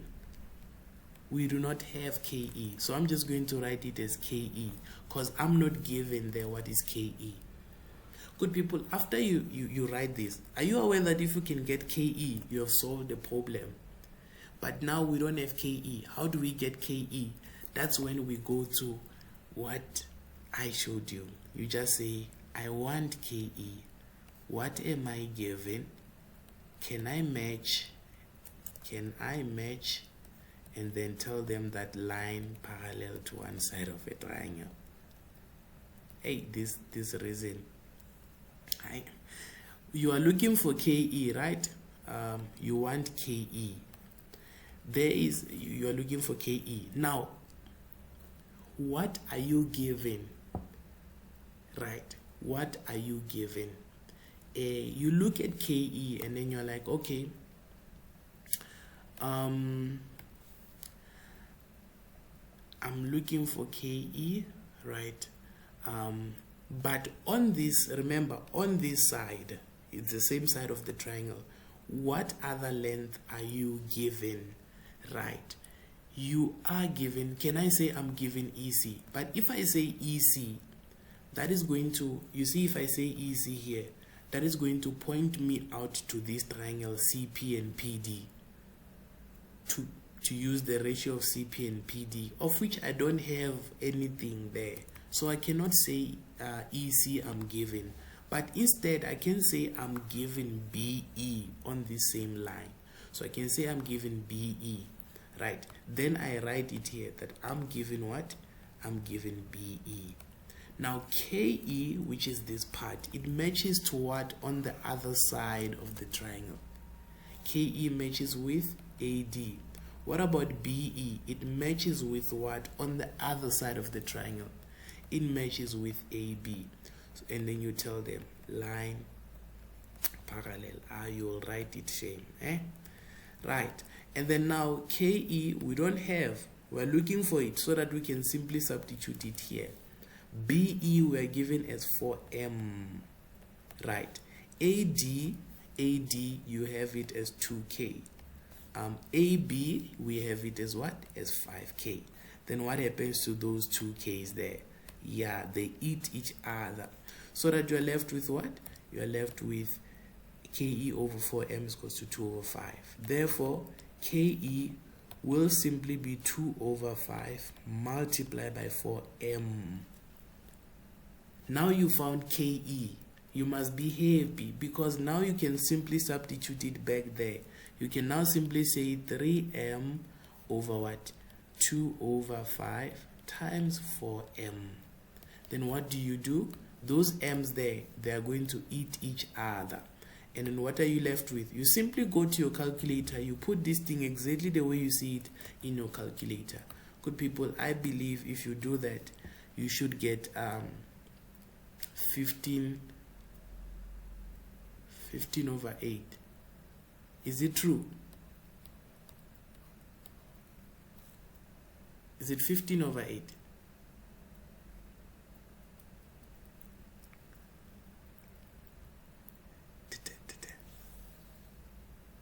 Yes, Mania. Okay. So you then say, therefore, CP is to PD will be equal to 15 is to 8. Then you're good. So let's remember, guys, the procedure is simple. Rewrite this first. Rewrite it and then substitute whatever you know. What you don't know becomes what you want. And then you say over any line that is given. Then here we are simply what? We are simply matching to the other side of the triangle. Then you are done. All the problems, you solve them this way. All of them. So let's actually see one problem I came up with for you guys here. We are given that in this figure below, GB is parallel to FC, AC is equal to 6 centimeters. So let me be putting that. AC is 6 centimeters. And then AB over BC is 2. Now they just gave you one number, but you must know that that is 2 over 1. So you look at where is AB, right? AB is here. So this is AB here. So it's 2K, and then BC is here. It's 1K, right? Then now they are saying calculate with reasons. Give us AH over HE.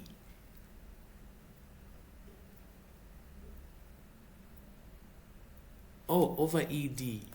AH over ED. Wow, very interesting. So how do we solve it, right? How do we solve it? Well, the first thing, right, the first thing that we must realize, especially when you have your triangles, please guys, please, I'm begging you, if you see that this is a triangle here and then already you have the ratios of one of the sides, make sure that you already get the ratios for the other sides. You already tell them that since this is 2K on the other side, this part here, we are going to have it as 2 but use another letter. So I'm going to use 2M, right? And then this one, since it's 1K, this side is going to be what? 1M. Okay, on that triangle. But make sure you write it, meaning make sure that you tell them what you just did there, because the examiner doesn't really know what you're doing. Yes, you can ask. Say, can't we use the triangle, the other side of the triangle, A, E, D, like the side A to D? Which triangle? A, D, C. ADC. So ADC like AD is also equal to AD. Like that. So you did maybe the other side, it's A, B is equals to 2K, right? Then the other side will be AE is equals to the 2K. Okay, is equal to the 2K. You are coming. Okay. Any other alphabet, another alphabet. So it's yes, equals to 2x, maybe 2x. Let's just take 2x because we don't use the same alphabet. Good. That's a good point. Let's say 2x, and then here and we then use yes. I want you to look at ways AH though. You see? We're looking for AH, and on that bigger one we don't have, so we are still going to come there. You are on a very nice track. We're still going to come there. We just needed to fill this part so that we have the full information. What? All right, no problem. Perfect. So we say AB over BC. First of all, it would be equal to AH, okay, over HE. So why? Because we know line parallel to one side of a triangle.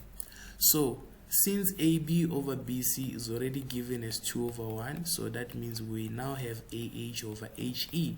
But we know for AH and HE we're going to be using different letters.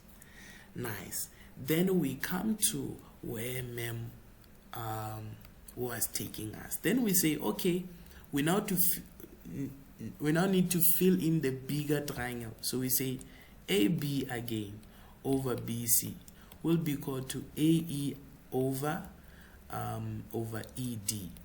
Same reason, guys. Line parallel to one side of a triangle. So AB is already 2. This one is 1. So we know that AE over ED will also be 2 over 1. But we're using different letters, 2x and 1x. Now, they wanted you to get AH is to ED. Start on the ratio, write it as a fraction first to say AH over ED. Now you're going to say AH, when you're looking at this, AH is matching with what? You can say AH is matching with AB, right? It's matching with AB. And then ED is matching with what? ED is matching with BC. ED is matching with BC, right? And then that would be here we are not necessarily going to say line parallel to one side of a triangle, because remember it's from what you call, it's from the ratio itself. You are just simply matching the ratio. The AH and ED, like it's not they are not the sides of a triangle that are divided. You understand me? That are divided by the parallel lines. Good. We know that AB is how much? AB is 2K, and then we know that BC is how much? BC is 1K.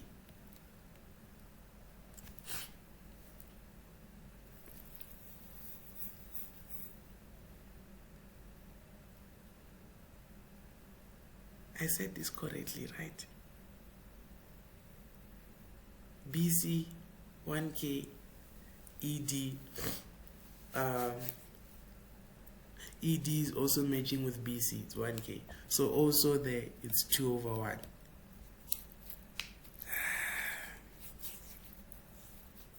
Right? That will be the ratio there.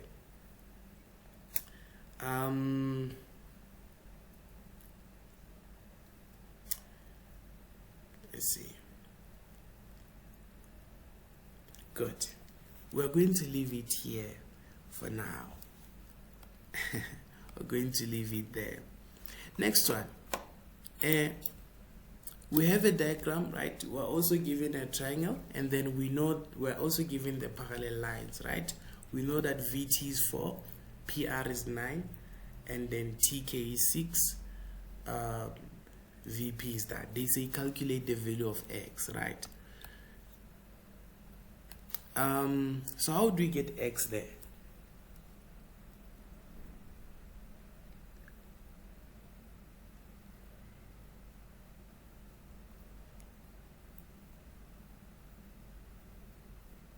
Talk to me, guys.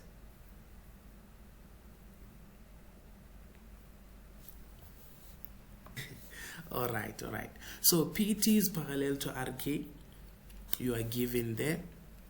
So good people, you can safely say that a VP over PR would be equal to VT over what? Over TK. Why? Remember, line parallel, because you have a line parallel to one side of a triangle. So VP is given as 2x minus 10, PR is given as 9, and then VT is given as 4, TK is given as 6. Then what can we do? We can cross multiply. 9 times 4 would be equal to 6 into 2x minus 10. Right.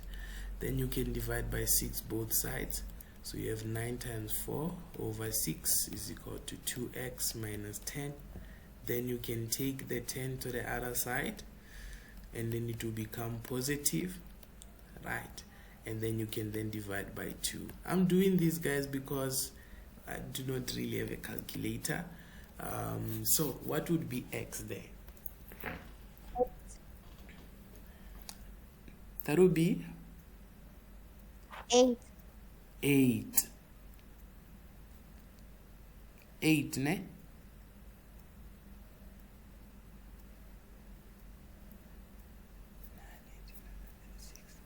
Yeah, this should be 6 plus 10, 16 divided by 2, 8. Yeah, no, that's correct. So our X is 8, guys.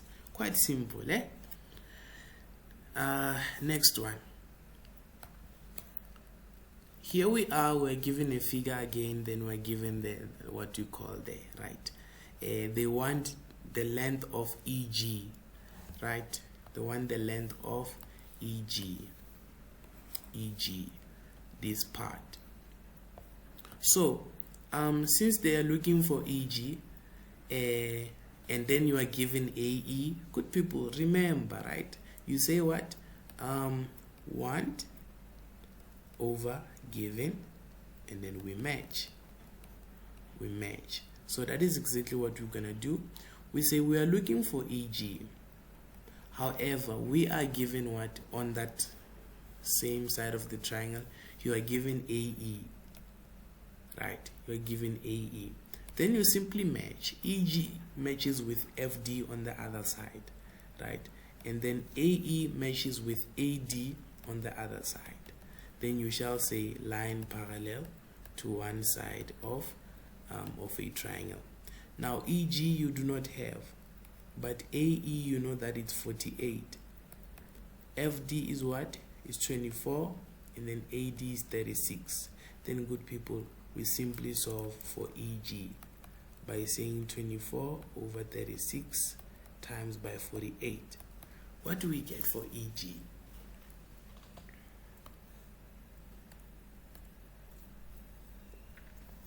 "32 centimeters." 32 centimeters. Right, 32 centimeters. Thank you so much, sir. That will be it. Then they want BC, ne? Guys, now if they're looking for BC, if they're looking for one of the sides that are parallel, remember that, understand the following, right? If I'm looking for EG, EG is not one of the sides that is parallel to the line, you know, inside the triangle. EG is just outside. But now if they start saying now we want BC, right, which is one of the lines that are parallel, right? So meaning that if I have this triangle here that we are used to, A, B, C, and then D, E. If I want AD, that is fine. We can use proportionality theorem, right? If I want BD, that is fine. We can use proportionality theorem. EC, we can use proportionality theorem. AE, we can use proportionality theorem. AC, we can use proportionality theorem. However, if I'm looking for DE, I can't use proportionality theorem because that is the line that is parallel to the third side. So I can't use proportionality theorem there. Instead, whenever a question is asking for one of these lines, then you must always use similarity. Okay? You always use what? Similarity. So you prove that the angles, the triangles are similar for you to find that. For example, here the one BC. You just identify that BC is where? Is in this bigger triangle. Okay? BC is in that bigger triangle. So how will you use it? How will you get the length?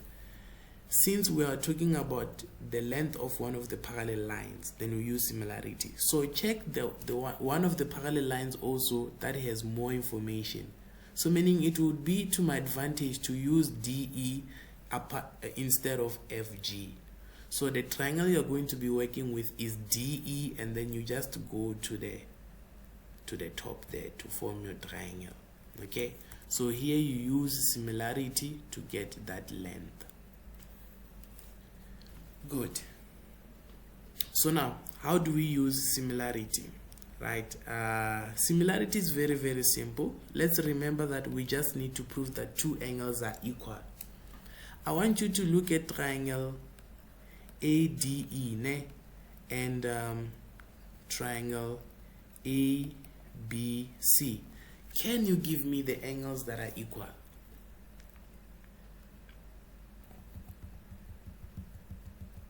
A is common.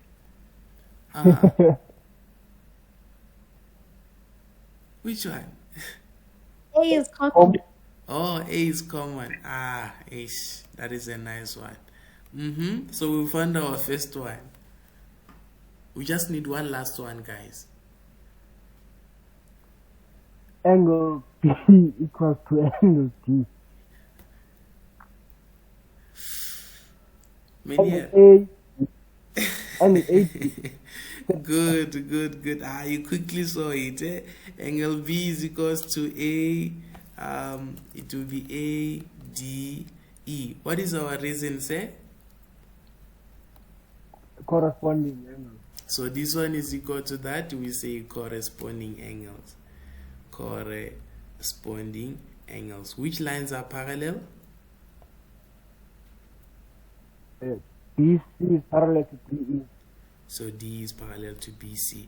Then you say, therefore, you don't need to prove the other one. You simply say AE, right? AED would be equal to angle C.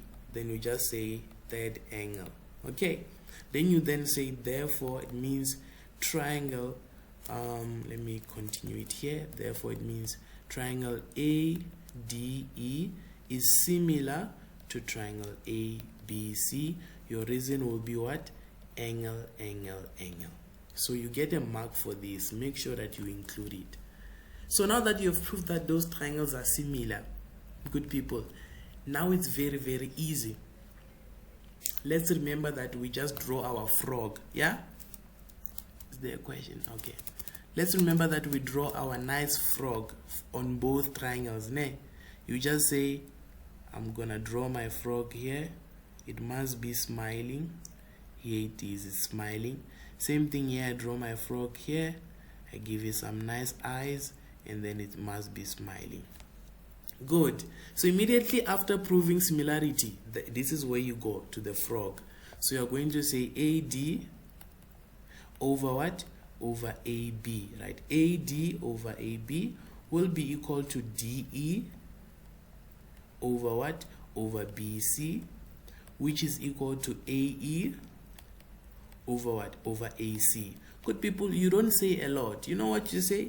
You just tell them that this is from similarity. So just draw 3 lines facing up. This is from the similarity. You are good. Then after doing this, the last finishing move is that you go back to the question. The question looked for what? Is looking for BC. So here is BC here. So it means I have to take this fraction.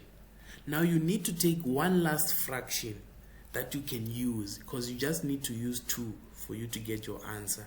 So which one can I take between AD over AB and AE over AC, and why?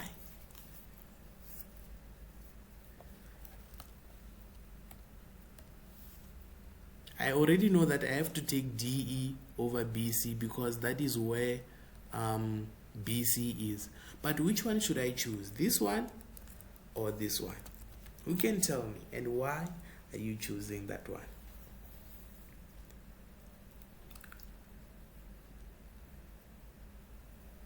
Sir?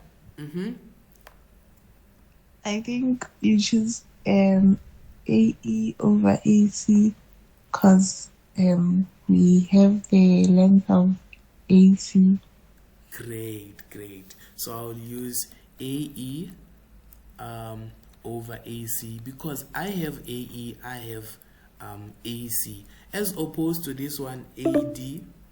I have AD, but I don't have AB in full, so I would have to find BF. That's a lot of work. So now I simply say DE is equal to what? DE already I'm given that it's 40 there. Then I don't have BC. And then AE, we know that it is 48. And then AC, you add all of them. 48 plus 48, that is 88. 90, 120. Right? Then we cross multiply, right? Another way of solving it much quicker is just to write this as BC over 40 is equals to 120 over 48. Then your BC would be 120 over 48 times 40. But you can cross multiply after here, guys, right? When you reach at that point, this one, that is just where you want it to be, right? So what will be BC there?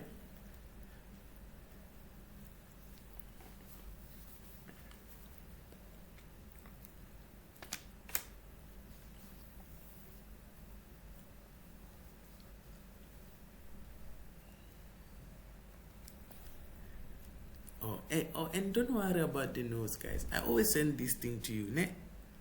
Yeah, I always send this PDF. So yes guys, what is BC then? 100. 100. Yes. Wow. Okay.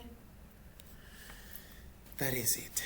So let's remember that when I'm using proportionality theorem, I should focus on the want over the given.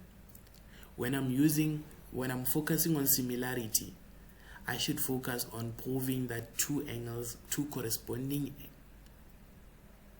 Okay, I don't want to say corresponding because you always think that it should be corresponding angles.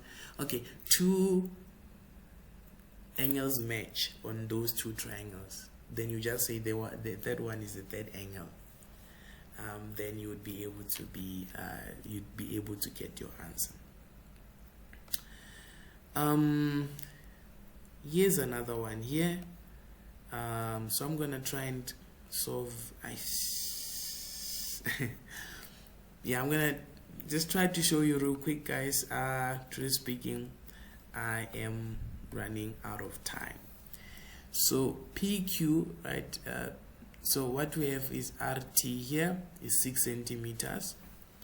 I should focus here mostly. WS, where is WS? Here it is. It is what? It is 3K. And then SP is what? SP is 2K. And then they want what? WT, right? They want WT. So how do I get WT? WT is the want. What am I given on that side? I'm given RT, right? So I shall say want over the one that I'm given, which is RT. Then I simply match. WT matches with what? WT matches with WS. And then RT matches with what? It matches with PS. And then we say what? Line parallel to one side of a what? Of a triangle. So I don't have WT, but I know that RT is 6 centimeters. And then WS is 3K. PS is 2K. The K and K cancel, good people. Then therefore WT will be 3 over 2 times 6 centimeters, of which 3 over 2 times 6 should give you 9 centimeters. Okay, then you have your WT. Then you just make sure you include it there. Then now they want WQ, right? If you can check now, WQ is this part. Is this whole part here.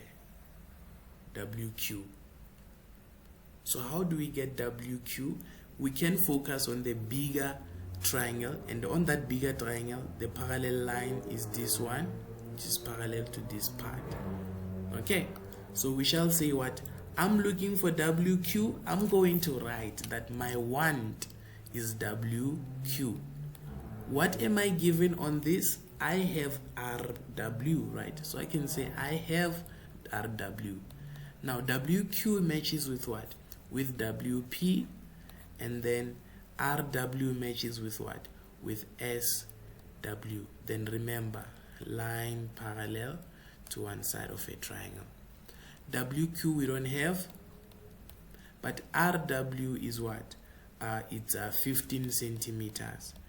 And then WP is what? 5K, because it will be 3K plus 2K.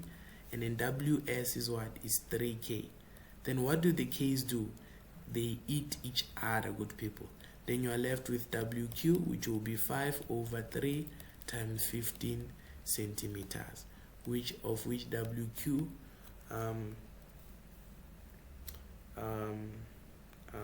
should be what? 25, right? 25 centimeters. Then we are done. Hope we are still following there. Next,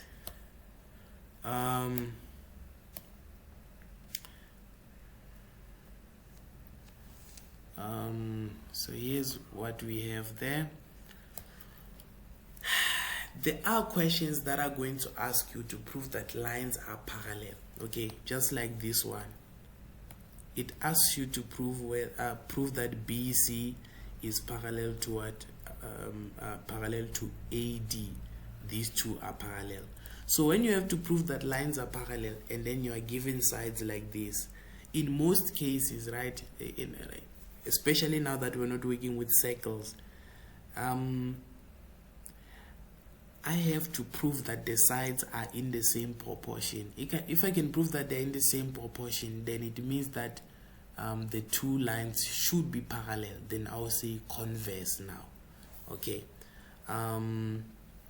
But the statement says RB is 5K, BS is 3K, right? DC is 20 units, and then that is 12 units. Prove giving reasons that BC is parallel to RD. You ask yourself, right, that if BC was parallel to RD, BS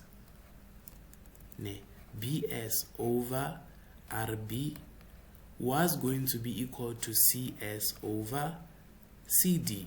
We agree, right? But in this case, we don't know whether it's true. But if you can prove that it's true, then therefore that line BC must be parallel to RD. So what do we do first? We prove it first. What is BS over RB? BS is 3K. RB is what? Is 5K. What do the K's do? They eat each other. So you're left with 3 over 5. Then you prove CS over CD. Now CS is 12, right? CD is what? Is 20. Put that in your calculator. Say 12 over 20. What do you get? You get 3 over 5. Then because the ratios are equal, then say, therefore it means BS over RB is equal to CS over CD, since both of them are equal to 3 over 5. Then you say, therefore, BC must be parallel to AD.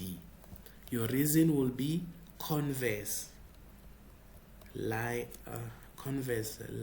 parallel to one side of a triangle. So when you have to prove that that line is parallel, you use converse. I hope that is clear. So it means we have now proved that this line here is parallel to that line. Right. I wanted to run to this one, guys. Is this one I want? Yeah. This was the last problem. Yo, my English bundles have run out. Okay, this was the last problema that we needed to look at, that I felt like was very, very interesting, right? This is whereby we are now combining theorems that we learned in grade 11, parallel lines, the fun angles that we learned in grade 9, and then similarity and proportionality. We are all bringing them together here. That is your grade 12 Euclidean geometry. But then you know that it also consists of grade 11 Euclidean geometry. But I believe so far, if you are able to prove the theorems, if you know how to use the 9 theorems we taught you to identify them, and then know how to use the proportionality theorem, trust me, good people, 90% of Euclid, you already have it in the bag. Similarity is also extremely easy. Okay, trust me. After this, once you go to problems, your life would be much, much easier. So now, here we have A, B, C, D are points on the circumference. PC and QC are drawn, and the likes, QP is joined. Now, we are told that QB is equal to 5BC. Remember what I said. You immediately divide by BC both sides. It means QB over BC is going to be equal to 5. But say 5 over 1. Then you go where QB is. This is where QB is. What do? You put 5K. And then BC, what do? You put 1K. Right. So it tells you that we're actually working on this triangle here. Oh, guys, you can see the parallel line, isn't it? So they say to you, prove that CT over PC is equal to 1 over 6. Ooh. Yeah. Interesting stuff, eh? Do we have a center? We don't have a center. Okay, that's no problem. So guys, do not worry. What I told you would always work. So this is 10.1, right? You start here, good people. The fact that you have BC, you can now say, remember, Kiro, we need to write a similar thing to the other side. Remember, I told you we need to write a similar thing on the other side, just using different letters. So here we can have 1P, or let me use 1M, and then here we can use what? We can use 5M. But we need to say it first, right? So we need to tell them first that BC over QB will be equal to TC over what? Over PT. Then what do you tell them? You'll tell them line parallel to one side of a what? Of a triangle. Line parallel to one side of a triangle.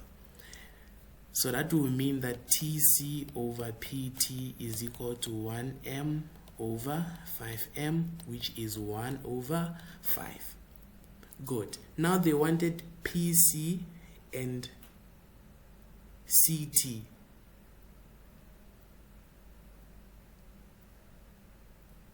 Oh, yeah. So now it's very simple, guys. So therefore, CT over what? Over PC. I want you to look at CT. It's 1M. I want you to look at PC. It's going to be 5M plus 1M, which is what? 6M. Therefore, it's 1 over 6. Good stuff. 10.2. They say prove that Q, A, C. Yeah. I've already proven it, man. Oh, you already proved that this are similar? Yeah. Yes. Talk to me, sir. Q is common, man. I like that one. Q is common. A2 equals to B1. Angle A2 equals to angle B1. So this is Q, A, C, and Q, B, D. Oh yeah, that is true. That is common. And then you say what? A2 equals to B1. A2 is equals to B1. Your reason? Angles in same segment.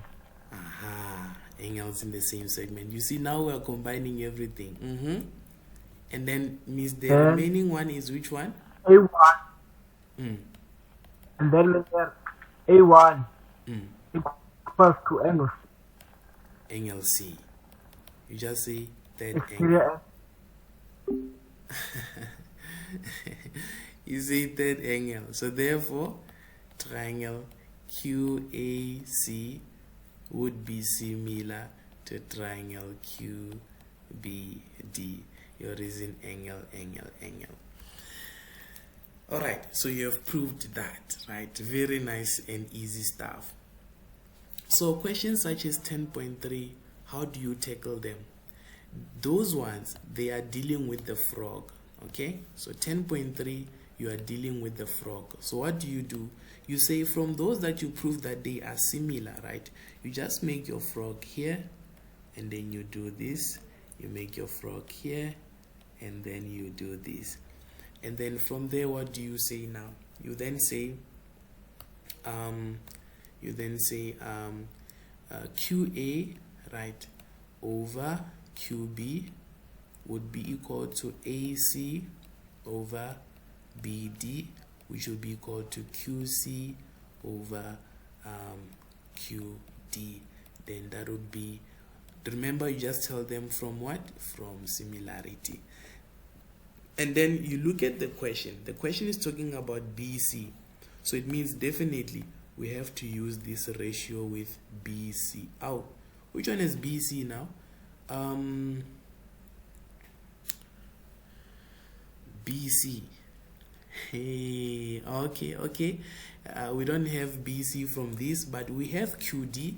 Look at QD is this one, and then we have QA. Look at QA is that one. So this means these are the two ratios that you use. So you're simply going to say that QA over QB will be equal to QC over QD. Okay, now they want QA and QD multiplied together, so you are simply going to multiply them, cross multiply. QA multiplied by QD would be equal to QB multiplied by QC. Okay, then now you just have to prove that this is 30 BC squared. Now QA and QC, we don't really have QA, but we were told that QB is 5 BC, right? So this one here, we could write it like this. We could say QA times QD would be equal to what? To 5 BC times QC. Then the last thing is just to find QC, right? Now QC, QC, we know that it is from here to there, of which QC now we can say it is what?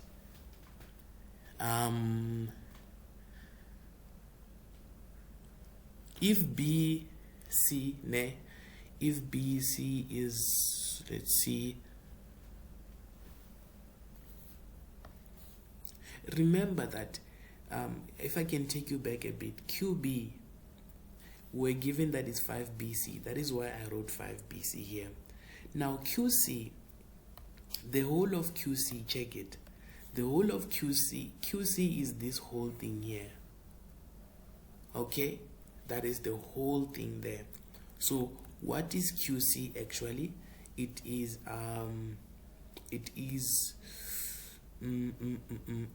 we can say, yeah, we can say QC is 6 times BC. Okay, QC is 6 times BC, because you must understand, guys, how can we write it? I'm going to try and prove it, but when you look at it, right,